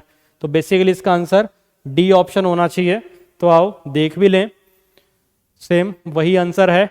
अब एक्सप्लेनेशन की तरफ चलते हैं। बेसिकली एक यूनिक बायोलॉजिकल फिनोमेना है जिसके के अंदर organism enters a reversible dormant metabolic state allowing it to survive extreme environmental conditions such as dehydration, freezing या high radiation। तो मतलब एक्सट्रीम कंडीशंस के अंदर ऑर्गेनिज्म अपने अंदर इस तरह की टॉलरेटिंग पावर को जो डेवलप कर लेते हैं उसी को हम क्या बोल देते हैं, that is the cryptobiosis.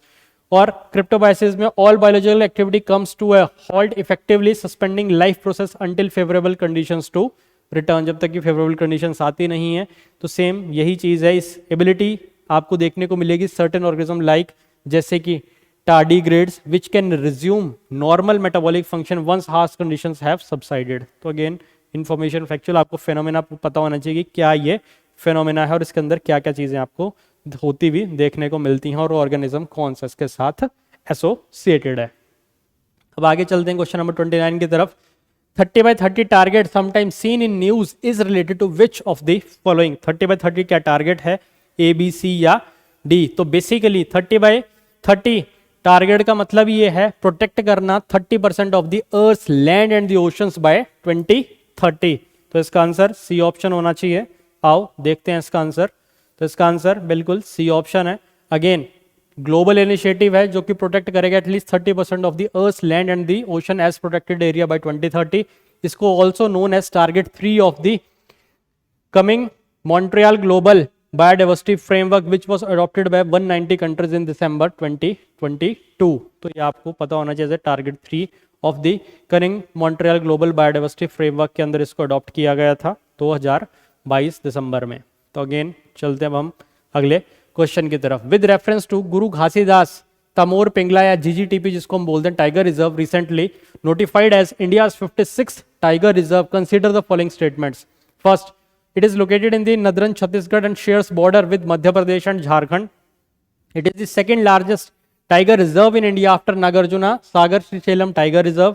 It lies in the Chota Nagpur Plateau and contiguous with Sanjay Dhubri Tiger Reserve in Madhya Pradesh. It is connected to both Bandhavgarh Tiger Reserve and Palamu Tiger Reserve. Which of the statements given above are correct? तो पूछा है कौन C correct हैं ये statements. तो पहली statement तो बिल्कुल सही है, ये सेकेंड लार्जेस्ट नहीं है, ठीक है। छोटा नागपुर प्लेटो कॉन्टेगस विद संजय धुबरी रिजर्व ये बिल्कुल सही है, और बांधवगढ़ टाइगर रिजर्व और पलामू टाइगर रिजर्व से भी ये पूरी तरह से कनेक्टेड है। तो इसका आंसर होना चाहिए, फर्स्ट स्टेटमेंट सही है 3, 1, 3 और 4। तो इसका आंसर बी ऑप्शन बनना चाहिए 1, 3, 4 बी में आ रहा है। तो आपको देख भी लेते हैं, आंसर इसका बी ही है। सेम वही चीज़ है, बस याद रखना है आपने, बाकी इन्फॉर्मेशन बिल्कुल सही है। ये कैसा रिजर्व है, थर्ड टाइगर रिजर्व है, नॉट द सेकंड लार्जेस्ट। और जो लार्जेस्ट है वो कौन सा है, Nagarjuna Sagar Srisailam followed by Manas tiger reserve. तो ये आपको पता होना चाहिए। Again rest the information is totally correct. तो आई होप यहां तक आपको चीज क्लियर हो गई होगी। अगला है the Unjust climate report was released by which of the following. तो जो अनजस्ट क्लाइमेट रिपोर्ट इसको कौन रिलीज करता है, ए बी सी या डी ऑप्शन में से। तो इसको रिलीज जो करता है Food and the Agriculture Organisation इसको रिलीज करता है। तो आओ इसको देखते हैं अब हम। A option that is Food and Agriculture Organisation. अब रिसेंटली जो अनजस्ट क्लाइमेट रिपोर्ट है, the Food and the Agriculture Organisation of the United States has released a report titled the Unjust Climate which shows how the effects of climate change on the income and adaptation in rural areas vary with gender, wealth and age। तो basically climate change का किस तरह से impact आपको देखने को मिल रहा है रूरल एरियाज में, जिसमें कि आपका जेंडर, वेल्थ और एज के ऊपर डिफरेंट वेरिएशंस आपको देखने को मिल रहे हैं। तो यही इस रिपोर्ट के अंदर बताया गया। इसके अलावा इसने एनालाइज किया था socio economic data over the 1 lakh rural households representing more than 950 million people across 24 LMICs lower middle income countries के अंदर इसने इसकी अपने डेटा को या अपनी स्टडीज ने रिपोर्ट के अंदर इसके अंदर देखी हमें गई थी। तो आई होप यहां तक आपको चीजें क्लियर हो गई होंगी। चलते हैं अब हम अगले क्वेश्चन की तरफ। Sorry, with reference to Harit Nauka initiative consider the following statements. First is the initiative aims to reduce green house gas emission in alignment with the objectives of the Maritime Amrit Kal Vision 2047. As per the guidelines under the initiative, all states are mandated to transition at least 50% of their passenger fleets operating on inland waterways to green fuels within the next decade, with a target of achieving 100% green fuel uses by 2045. This is the second statement. Which of the statement given above is or are correct, A B C या D. तो basically किसकी बात हो रही है यहाँ पे, हरित नौका इनिशिएटिव की बात हो रही है यहाँ पे। तो दोनों ही स्टेटमेंट्स जहां तक अगर आप देखोगे तो बिल्कुल ही सही हैं ये स्टेटमेंट्स। तो इसका आंसर जो होना चाहिए बोथ 1 एंड 2 होना चाहिए। तो आंसर एक बार इसका देख भी लेते हैं, आंसर बिल्कुल सही है। अगेन इंफॉर्मेशन पूरी तरह से फैक्चुअल है, तो ये आपको जैसे ही यहाँ पे इसको रिटेन करना पड़ेगा। तो बेसिकली हरित नौका इनिशिएटिव है क्या, ministry of port shipping and waterways unveiled the Harit Nauka guidelines for the inland vessels in January 2024। Guidelines क्या थी, as per the guideline all state have to make effort to use green fuels for 50% of the inland waterways based passenger fleets in the next 1 decade and 100% by 2045। इसलिए statement 2 correct. मकसद, this is to reduce green house gas emission as per maritime Amrit Kaal vision 2047। इसलिए 1 statement भी पूरी तरह से सही है। तो ये आपको पता होना चाहिए मैरीटाइम अमृतकाल इनिशिएटिव के रिगार्डिंग जो भी ये हरित नौका इनिशिएटिव है और इस अमृतकाल विजन 2047 क्या चीजें हैं। अब चलते हैं हम अगले क्वेश्चन की तरफ। विच of the following best describes the term solar maximum in the context of solar activity. तो बेसिकली किसकी बात पूछ रहा है कि जो सोलर मैक्सिमम टर्म है सोलर एक्टिविटी के रेफरेंस के कंटेक्स्ट में क्या बेस्ट डिस्क्राइब कर रहा है, ए बी सी या फिर डी ऑप्शन। तो बेसिकली जब मैं सोलर मैक्सिमम की बात करता हूं तो सोलर मैक्सिमम के अंदर ये बेसिकली ऐसा फेज है सोलर साइकिल का जहां पे characterised by peak solar activity including increased occurrence of sun spots, solar flares और कोरोनल मास इंजेक्शन जिसको हम सीएमएस भी बोलते हैं।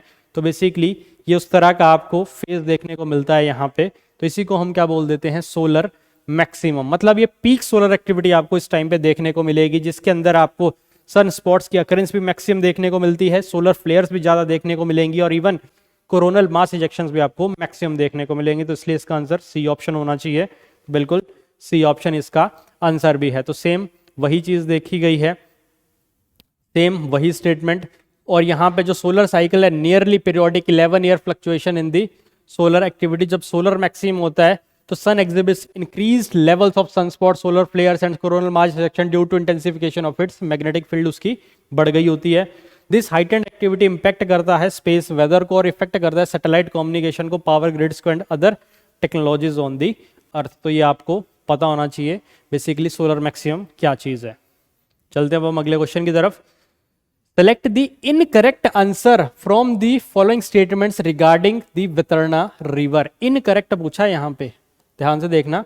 तो वो ऑप्शन ए बी सी या डी। तो हम वितरणा रिवर की अगर बात करें हम तो river has its source in the Brahmagiri hills located with in the western Ghats. तो ये स्टेटमेंट तो पूरी तरह से गलत है। पूछा क्या है, इनकरेक्ट ही पूछा है। तो बेसिकली इसका आंसर क्या होगा, तो इनकरेक्ट की ही बात हो रही है तो याद रखना है आपने। तो इसका आंसर क्या होगा, ए ऑप्शन। पूरी तरह से आगे हमें ज़्यादा देखने की जरूरत नहीं पड़ेगी क्योंकि शुरू में हमें गलत मिल गया है। तो इसका आंसर ए ऑप्शन ही है। अब चलते हैं हम इसके एक्सप्लेनेशन की तरफ। तो वितरणा कहाँ से राइज करती है, सह्याद्री हिल रेंज से in the Nashik district of Maharashtra और ड्रेन करती है Arabian sea near Mumbai. Left bank tributary की बात करेंगे तान्या है और राइट बैंक ट्रिब्यूटरी की पिंजल, देहराजा एंड सूर्या। और याद रखना ये पिंजल वाला जो है, जो पिंजल है इंटरलिंकिंग ऑफ वाटर प्रोजेक्ट्स के अंदर भी इस रिवर का जिक्र है, ठीक है, जहां से इसका पानी मुंबई के ड्रिंकिंग के लिए लाया जाएगा। तो बेसिकली ये एक इंपॉर्टेंट फैक्ट है, इसको देख लेना एक बार। It supplies much of Mumbai drinking water, largest river in the northern Konkan region और ड्रेन करती है Maharashtra whole Palghar district. One of the west flowing rivers है रीजन के अंदर, नॉर्थ ऑफ मुंबई और south of Tapi river. One of the most polluted rivers in India में भी इसको काउंट किया जाता है। तो again this is the information regarding this particularly वितरणा river. अगला है with reference to rip currents which of the following statement is correct पूछा है, ए बी सी या डी। तो बेसिकली ये पावरफुल ओशन करंट्स हैं जो कि फ्लो करते हैं सीवर्ड से, flow seaward from the shore line. Shore line से ये सी की तरफ को जाते हैं जो करंट्स। तो बेसिकली इस तरह से होते हैं कि आपको यहाँ पे सैंड बार्स देखने को मिलते हैं जिस वजह से पर्टिकुलरली यहाँ पे शोर से करंट जो है किधर को जाएगा, सी वाली साइड को जाएगा। इसीलिए इस तरह के करंट्स को हम क्या बोलते हैं, रिप करंट्स बोलते हैं। तो बेसिकली इसका आंसर ए ऑप्शन। तो अगेन यहाँ पे आप देख भी सकते हैं जो रिप करंट्स हैं स्ट्रॉन्ग करंट्स हैं that flow from the shore back to the open sea और lake. They are form due to be shapes and can happen in rocky और sandy beachy areas. They may form in spaces between sand bars, piers और sections of reef. Rip currents are one of the most significant hazards of beach course swimmers as they can swiftly carry people out to sea. Rip currents do not pull swimmers underwater, rather they pull swimmers away from the shore. तो मतलब basically याद रखना, जो rip currents होते हैं क्योंकि शोर से सी की तरफ को जा रहे हैं, तो ये क्या करेंगे, डुबाएंगे नहीं, ये आपको शोर से दूर लेके जाएंगे, जिस वजह से थक के ही पर्सन जो है वो डूब जाएगा या फिर उसकी वर्स्ट केस के अंदर डेथ भी हो सकती है. तो बेसिकली आप ये देख लो, ये है रिप करंट्स. तो ये क्या होगा, यहां से ये करंट किधर को लेके जाएंगे, ये इधर को जाएंगे ये. तो बेसिकली ये सैंड बार्स आपको देखने को मिल जाएंगे यहाँ पे. तो ये क्या कर रहे हैं, ये करंट्स ऐसे को जा रहे हैं, या फिर आप यहाँ पे देखोगे तो ये रहा रिप करंट. एस्केप करने के लिए आपको इसके साइड में तैरना पड़ेगा, इधर को, ना कि इस डायरेक्शन में. अगर इस डायरेक्शन में करोगे तो ये सीधा आपको सी के अंदर और धकेलता जाएगा. If caught in rip current, relax. Rip currents do not pull you under. Do not swim against the current. Swim out of the current, then to shore. If you can't escape, float or tread. If you need help, wave yell for assistance. तो again यही चीज है. Rip currents, powerful currents have water moving away from the shore. They can sweep even the strongest swimmers away from shore. If at a possible, swim near a lifeguard. तो basically यही एक important चीज है जिससे आप बच सकते हो. तो बेसिकली याद रखना है, इसकी डायरेक्शन में फ्लो नहीं करना, नहीं तो क्या होगा, ये आपको शोर से और दूर लेके जाएगा, जिस वजह से आप क्या हो सकता है, with the passage of time आपकी एनर्जी ड्रेन होगी और आप ऑटोमेटिकली ही क्या कर जाओगे, ड्रोन कर जाओगे. तो इसलिए एस्केप के इसके साइड में आपको स्विम करना है. तो ये रिप करंट्स है. अगला है Kadavur slender loris sanctuaries located in Karnataka, Kerala, Andhra Pradesh, Tamil Nadu. तो इसका आंसर है आपका दैट इज दी तमिलनाडु, इसका आंसर है. तो डी ऑप्शन. अब देख लो ये है क्या, बेसिकली इस तरह का आपको ये देखने को मिल जाएगा, ग्रे स्लेंडर लॉरिस, इस तरह का आपको ये जानवर देखने को मिलता है. नेशनल ज्योग्राफी आपने देखा होगा. इसका स्टेटस IUCN एंडेंजर्ड है, नॉक्टर्नल कार्निवोर है. और हैबिटेट की बात करें, arboreal, well adapted to dry deciduous swampy और सेमी डेसिडुअस फॉरेस्ट के अंदर आपको ये देखने को मिल जाएगा. अब चलते हैं हम इसके एक्सप्लेनेशन की तरफ. तो वही है तमिलनाडु में. It will be known as Kadavur slender loris sanctuary and cover 11,806 hectares in the district of Karur, Dindigul, including the Kadavur Taluk in Karur and the Dindigul East, Vedansandur and Natham Taluks in Dindigul. तो again वही factual information है. तो आओ move on करते हैं आगे. Where is Asola Bhatti wild life sanctuary located, Haryana, Punjab, Gujarat, Maharashtra. तो basically Asola Bhatti wild life sanctuary की बात करेंगे तो ये आपको हरियाणा के अंदर देखने को मिलेगी. तो इसका आंसर ए ऑप्शन है. तो basically Asola Bhatti wild life sanctuary is located on the southern Delhi ridge of the Aravalli hill range on the Delhi Haryana border, lies in the south southern Delhi as well as northern parts of Faridabad and the Gurugram districts of the Haryana state. तो again information factual है, news में थी तो इसलिए इसको cover किया गया है.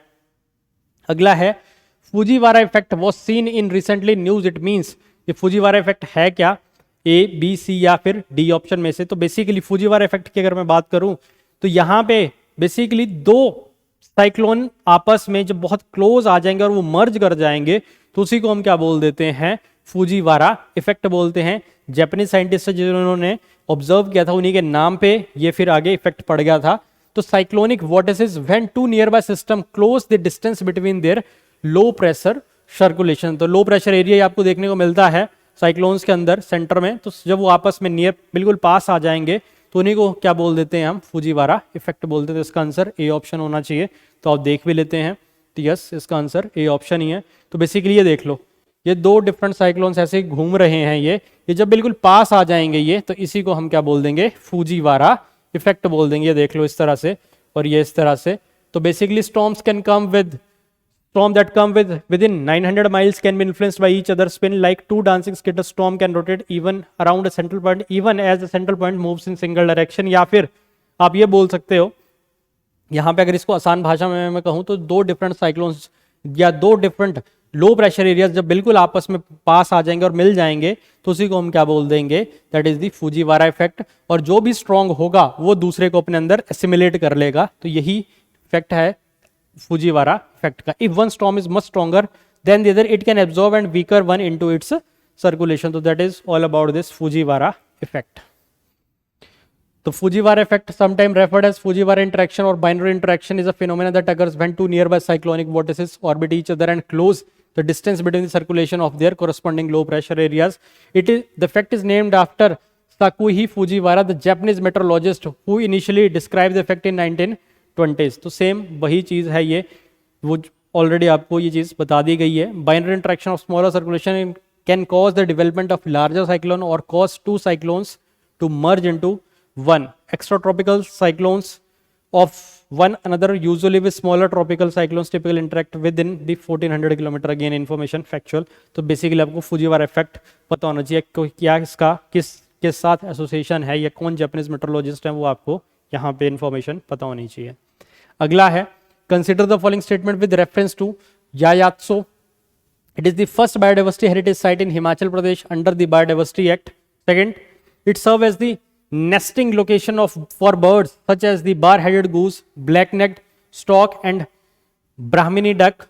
It is one of the India's top location for black-necked stork breeding. Which of the above mentioned statements is or are correct?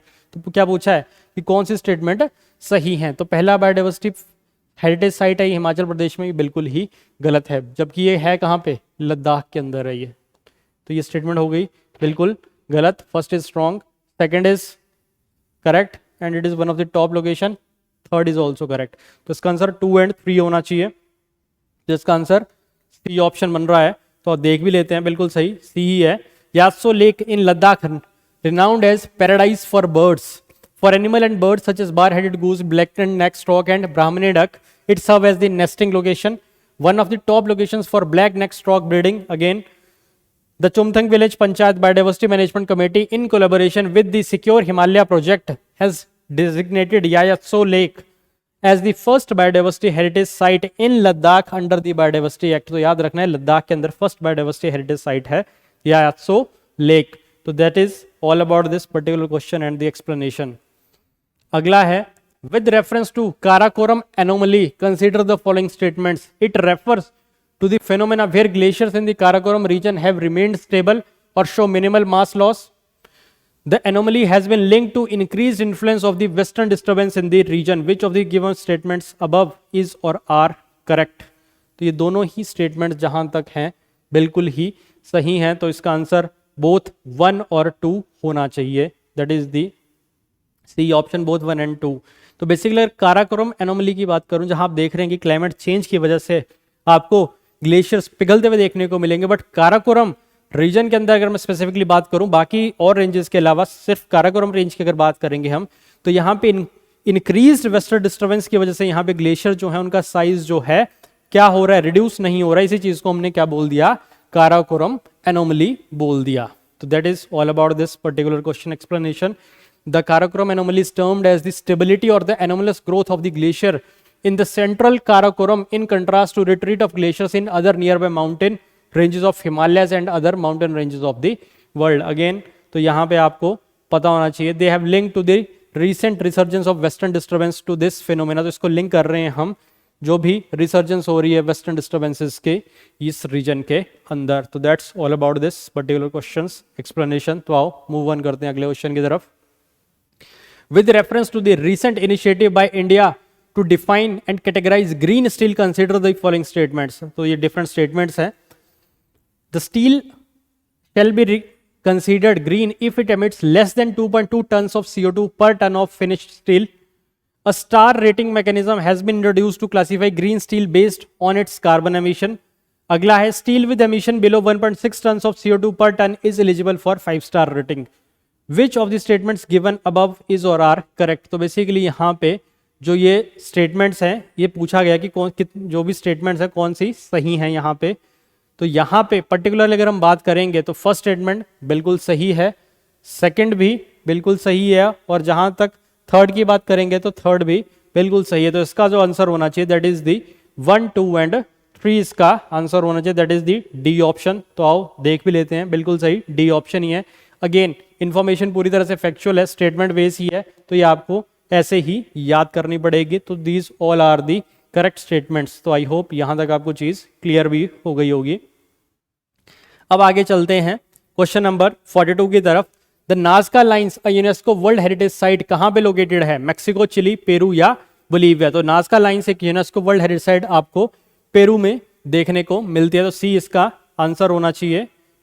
तो Nazca lines are located in the arid Peruvian coastal plain approximately 400 kilometres south of the Lima. Again information is factual, तो move on करते हैं आगे। With reference to the use of pink fire retardant in wildfire management, consider the following statements. It is employed to suppress or slow down the spread of wildfires, particularly in Southern California. Second statement, its primary component is ammonium phosphate, a salt that resists evaporation and offers long-lasting protection. Third statement, the pink coloration is intentionally added to enhance visibility against natural terrain. Which of the statements given above is or are correct? A, B, C या फिर D? तो यहाँ पे again क्या पूछा है कि कौन से स्टेटमेंट्स सही हैं, तो आओ देखते हैं। Regarding the pink fire retardant, basically pink fire retardant आपने अभी न्यूज़ में भी अक्सर सुना था कि जब कैलिफोर्निया के जंगलों में आग लगी थी तो वहाँ पे यूएसए को प्लेन्स के थ्रू इस केमिकल का यूज़ किया था। बाद में इसके रिपरकशंस की भी बात की जा रही थी कि ये हमारे एनवायरनमेंट के लिए अच्छा नहीं है, तो हमें ज़्यादा यूज़ नहीं करना चाहिए ये।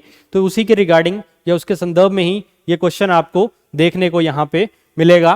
तो पहली चीज़, it is employed in suppress और slow down the spread of wild fire particular in southern California, बिल्कुल सही है। इसका प्राइमरी कंपोनेंट अमोनियम फॉस्फेट, बिल्कुल सही है। उसके साथ साथ जो pink colouration is intentionally added to enhance visibility against the natural terrain, ये भी बिल्कुल सही है। तो तीनों ही स्टेटमेंट्स यहाँ पे सही हैं, तो इसका आंसर होगा दैट इज 1, 2 एंड 3। तो डी इसका बिल्कुल सही आंसर है। अगेन सेम वही चीज़ें हैं, तो अगेन आपको इस तरह से ही याद करना है। अमोनियम फॉस्फेट का काम क्या है? ये रेजिस्ट करते हैं इवेपोरेशन को and provides prolong protection against the forest fires. तो that's all about this particular questions explanation. अगला, with reference to Z Morh tunnel project in India consider the following statement. तो जेड मोड टनल के संदर्भ में ये चीजें हैं। पहली, it is a 6.4 kilometer long tunnel aimed at ensuring well weather connectivity to Sonmarg. Second, it forms a part of broader Zojila tunnel initiative intended to improve access to Ladakh. The project was initially conceptualized by the National Highway and the Infrastructure Development Corporation Limited (NHIDCL).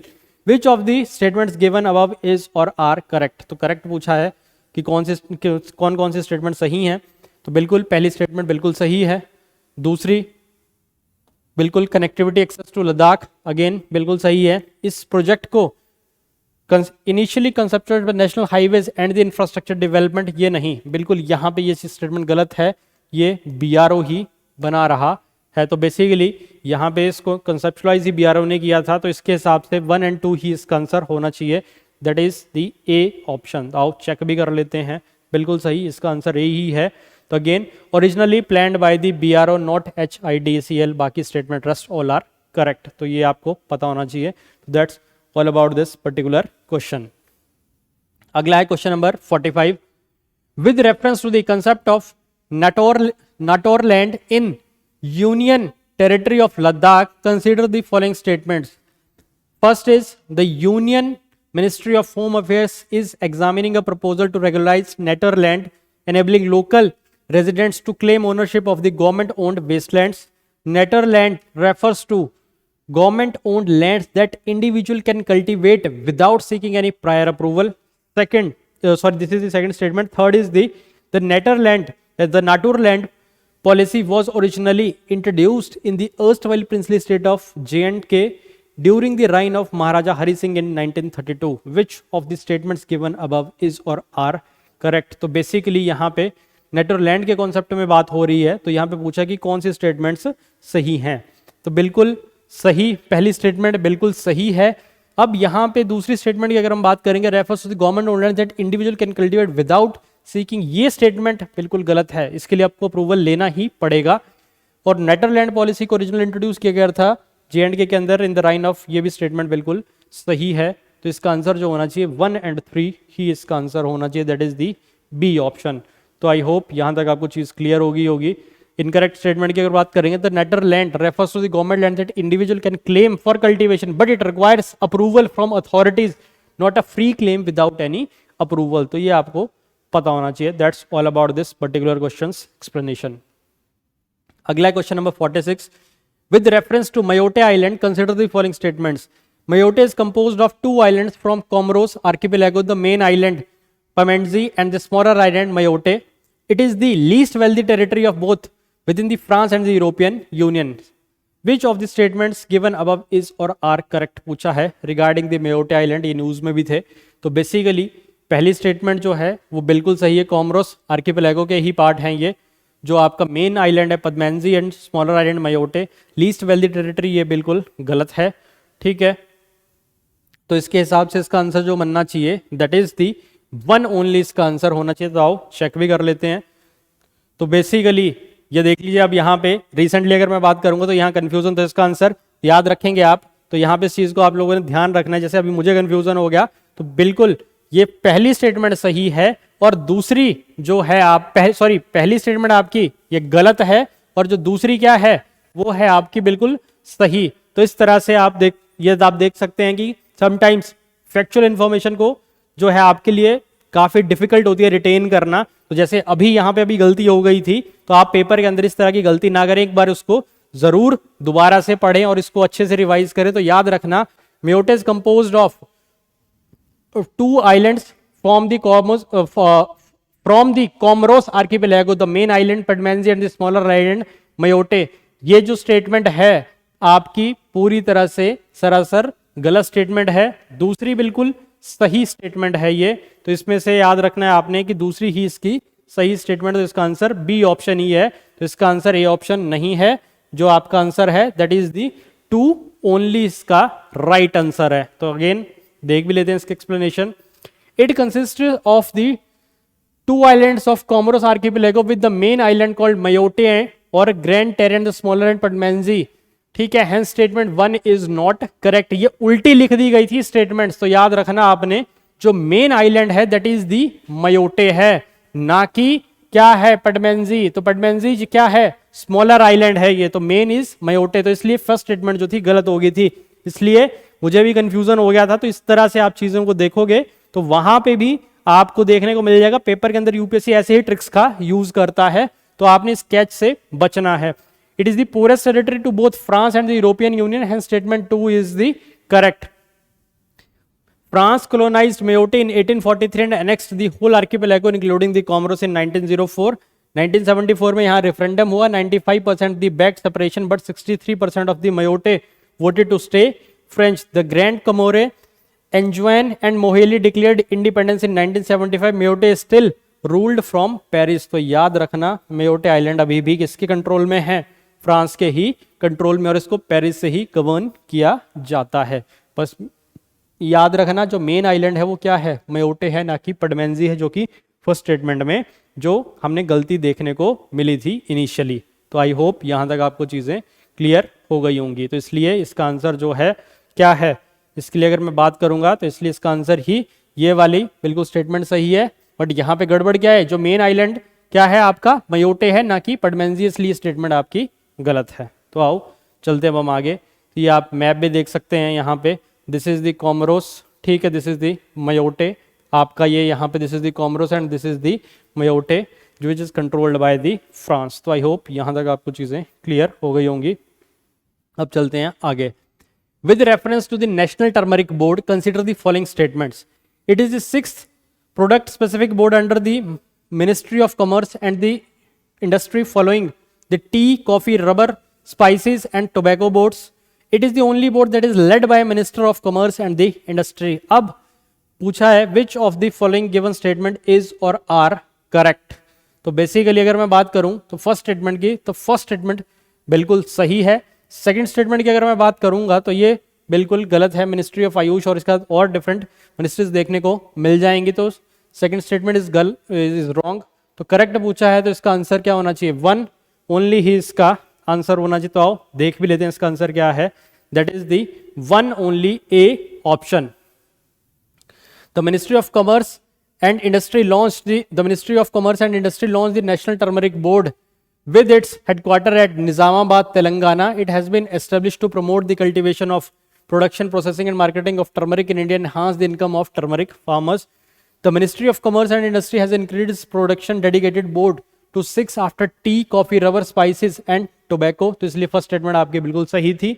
और ये जो board है will consist of chairperson appointed by the central government with representative of Ministry of Ayush, Department of Pharmaceutical, Department of Agriculture and Farmers Welfare and Department of Commerce along with rotating senior representatives from 3 states. Hence statement 2 is not correct. तो इसलिए यहाँ पे आपकी statement 2 जो है बिल्कुल गलत थी. जो वहाँ पे क्या है कि यहाँ पे इसको चेयरपर्सन कौन अपॉइंट करेगा? Central government. कहाँ से? मिनिस्ट्री ऑफ आयुष है, department of pharmaceutical, department of agriculture and farmers welfare and department of commerce with rotating senior representatives from 3 states. और ऑब्जेक्टिव की अगर मैं बात करूंगा, farmer welfare across 20 state including Maharashtra, Tamil Nadu and others, promoting research, new product and value addition for domestic and international market, और raise करना awareness को about turmeric medicinal benefits के क्या क्या इसके फायदे हैं आपके हल्दी के. तो that's all about this particular question. अगला है Konda Veduru bamboo also known as green gold recently in the news is native to the which of the following regions. तो ये बेसिकली कोंडा वेदुरु जो बैम्बू है इसको हम ग्रीन गोल्ड भी बोलते हैं, ये कहाँ का नेटिव है? तो बेसिकली ये जो नेटिव आपको देखने को मिलेगा that is the eastern Ghats का ही आपको नेटिव बैम्बू देखने को मिल जाएगा. तो इसका आंसर ए ऑप्शन होना चाहिए. बिल्कुल सही, इसका आंसर ए ऑप्शन ही है. तो बेसिकली अगेन इन्फॉर्मेशन फैक्चुअल है ये यहाँ पे अगेन. तो अगर मैं यहाँ पे बात करूँ तो बेसिकली अब अगले क्वेश्चन के अंदर ये है हमारा the Wallace line recently in the news is related to which of the following. तो वॉलेस लाइन की बात हो रही है. तो बेसिकली एक इमेजिनरी बाउंड्री लाइन है जो सेपरेट करते हैं डिस्टिंक्ट फॉनल रीजन्स को एशिया और ऑस्ट्रेलिया के. अगेन अभी ये ऑलरेडी आपसे टेक्निकल एरर की वजह से आंसर आ भी गया था यहाँ पे. तो इसका आंसर ए ऑप्शन ही है. वॉलेस लाइन आपको पता होना चाहिए. तो बेसिकली मैप के ऊपर देखते हैं हम यहाँ पे. Wallace line is imaginary boundary separating distinct faunal regions of Asia and Australia. Major biogeographical division है with stark species difference on either side of the line. It runs through Makassar Strait, which lies between the east coast of Borneo and the western coast of Sulawesi, extend between Bali and Lombok, separating the Sunda and the Sahul continental shelves. ये चीज important है यहाँ पे. किस किस को separate कर रही है? सुंडा और साहुल कॉन्टिनेंटल शेल्स को. ये आपको सेपरेट होती हुई देखने को मिल जाएंगी. तो आप इसको मैप के ऊपर देखते हैं. अभी ये देख लो, सुंडा और साहुल को ये रही आपकी वॉलेस लाइन जो सेपरेट कर रही है. इवन यहाँ पे और डिफरेंट लाइंस भी हैं. वीबर लाइन भी है, लाइट डेकर लाइन भी है. तो कल को क्रोनोलॉजी पूछ ले तो सबसे ऊपर वॉलेस, वीबर, लाइट डेकर लाइन. इसके अलावा ये देख लो आपको बोर्नियो और सुलावेसी को ये सेपरेट करते हुए आपको देखने को मिल जाएगी. बाली और लोम्बोक को वॉलेस लाइन.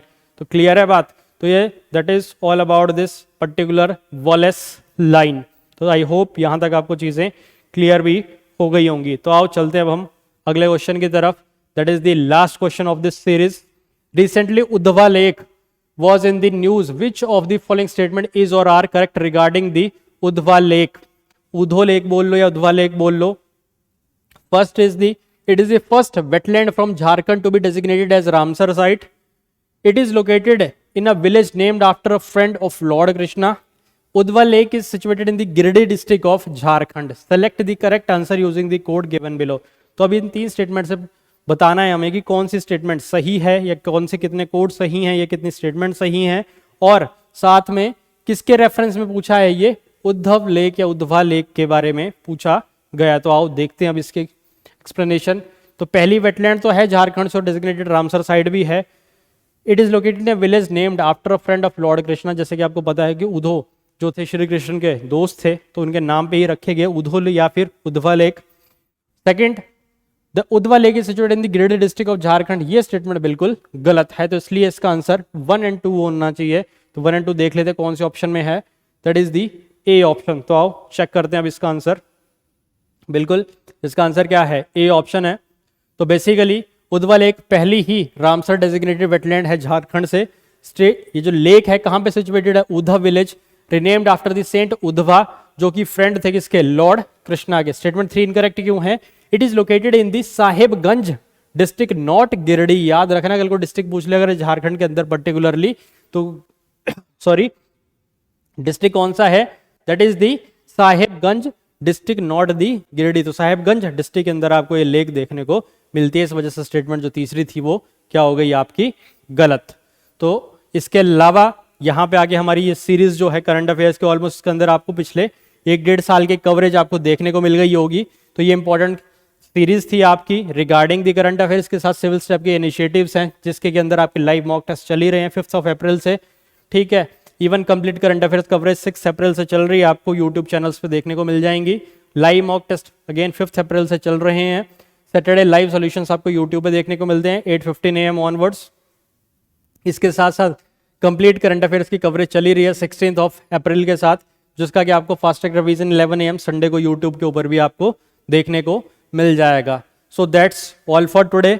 तो यहाँ आके आपका ये सेशन जो है समाप्त होता है। मेरी तरफ से आपके लिए बेस्ट विशेष हैं, आप अच्छे से प्रिपेयर कीजिए, इन क्वेश्चंस को रिवाइज कीजिए। जैसे कि आपने देखा अभी बीच में कि फैक्चुअल इन्फॉर्मेशन है तो इसको रिटेन करना मुश्किल होता है, बीच में आपसे गड़बड़ें भी होंगी, जैसे अभी सेशन के अंदर भी आपको देखने को मिल गया था। तो इस तरह से आपने उन चीज़ों को बार बार रिवाइज करना और उनको, जैसे कि आइलैंड्स हैं या कोई प्लेस न्यूज़ में है, तो उसको आपने जरूर उसको विजुअलाइज जरूर करना है मैप के ऊपर, ताकि आपको बेटर कॉन्सेप्चुअल क्लैरिटी भी मिले और पेपर के अंदर आपके जो है नेगेटिव मार्क्स भी कम हो और आपके चांसेस मैक्सिमम बढ़ सकें, ताकि आप पेपर को कट ऑफ को इजीली क्वालिफाई कर सको। तो once again best wishes for your upcoming exam. So that's all for today. Thank you very much.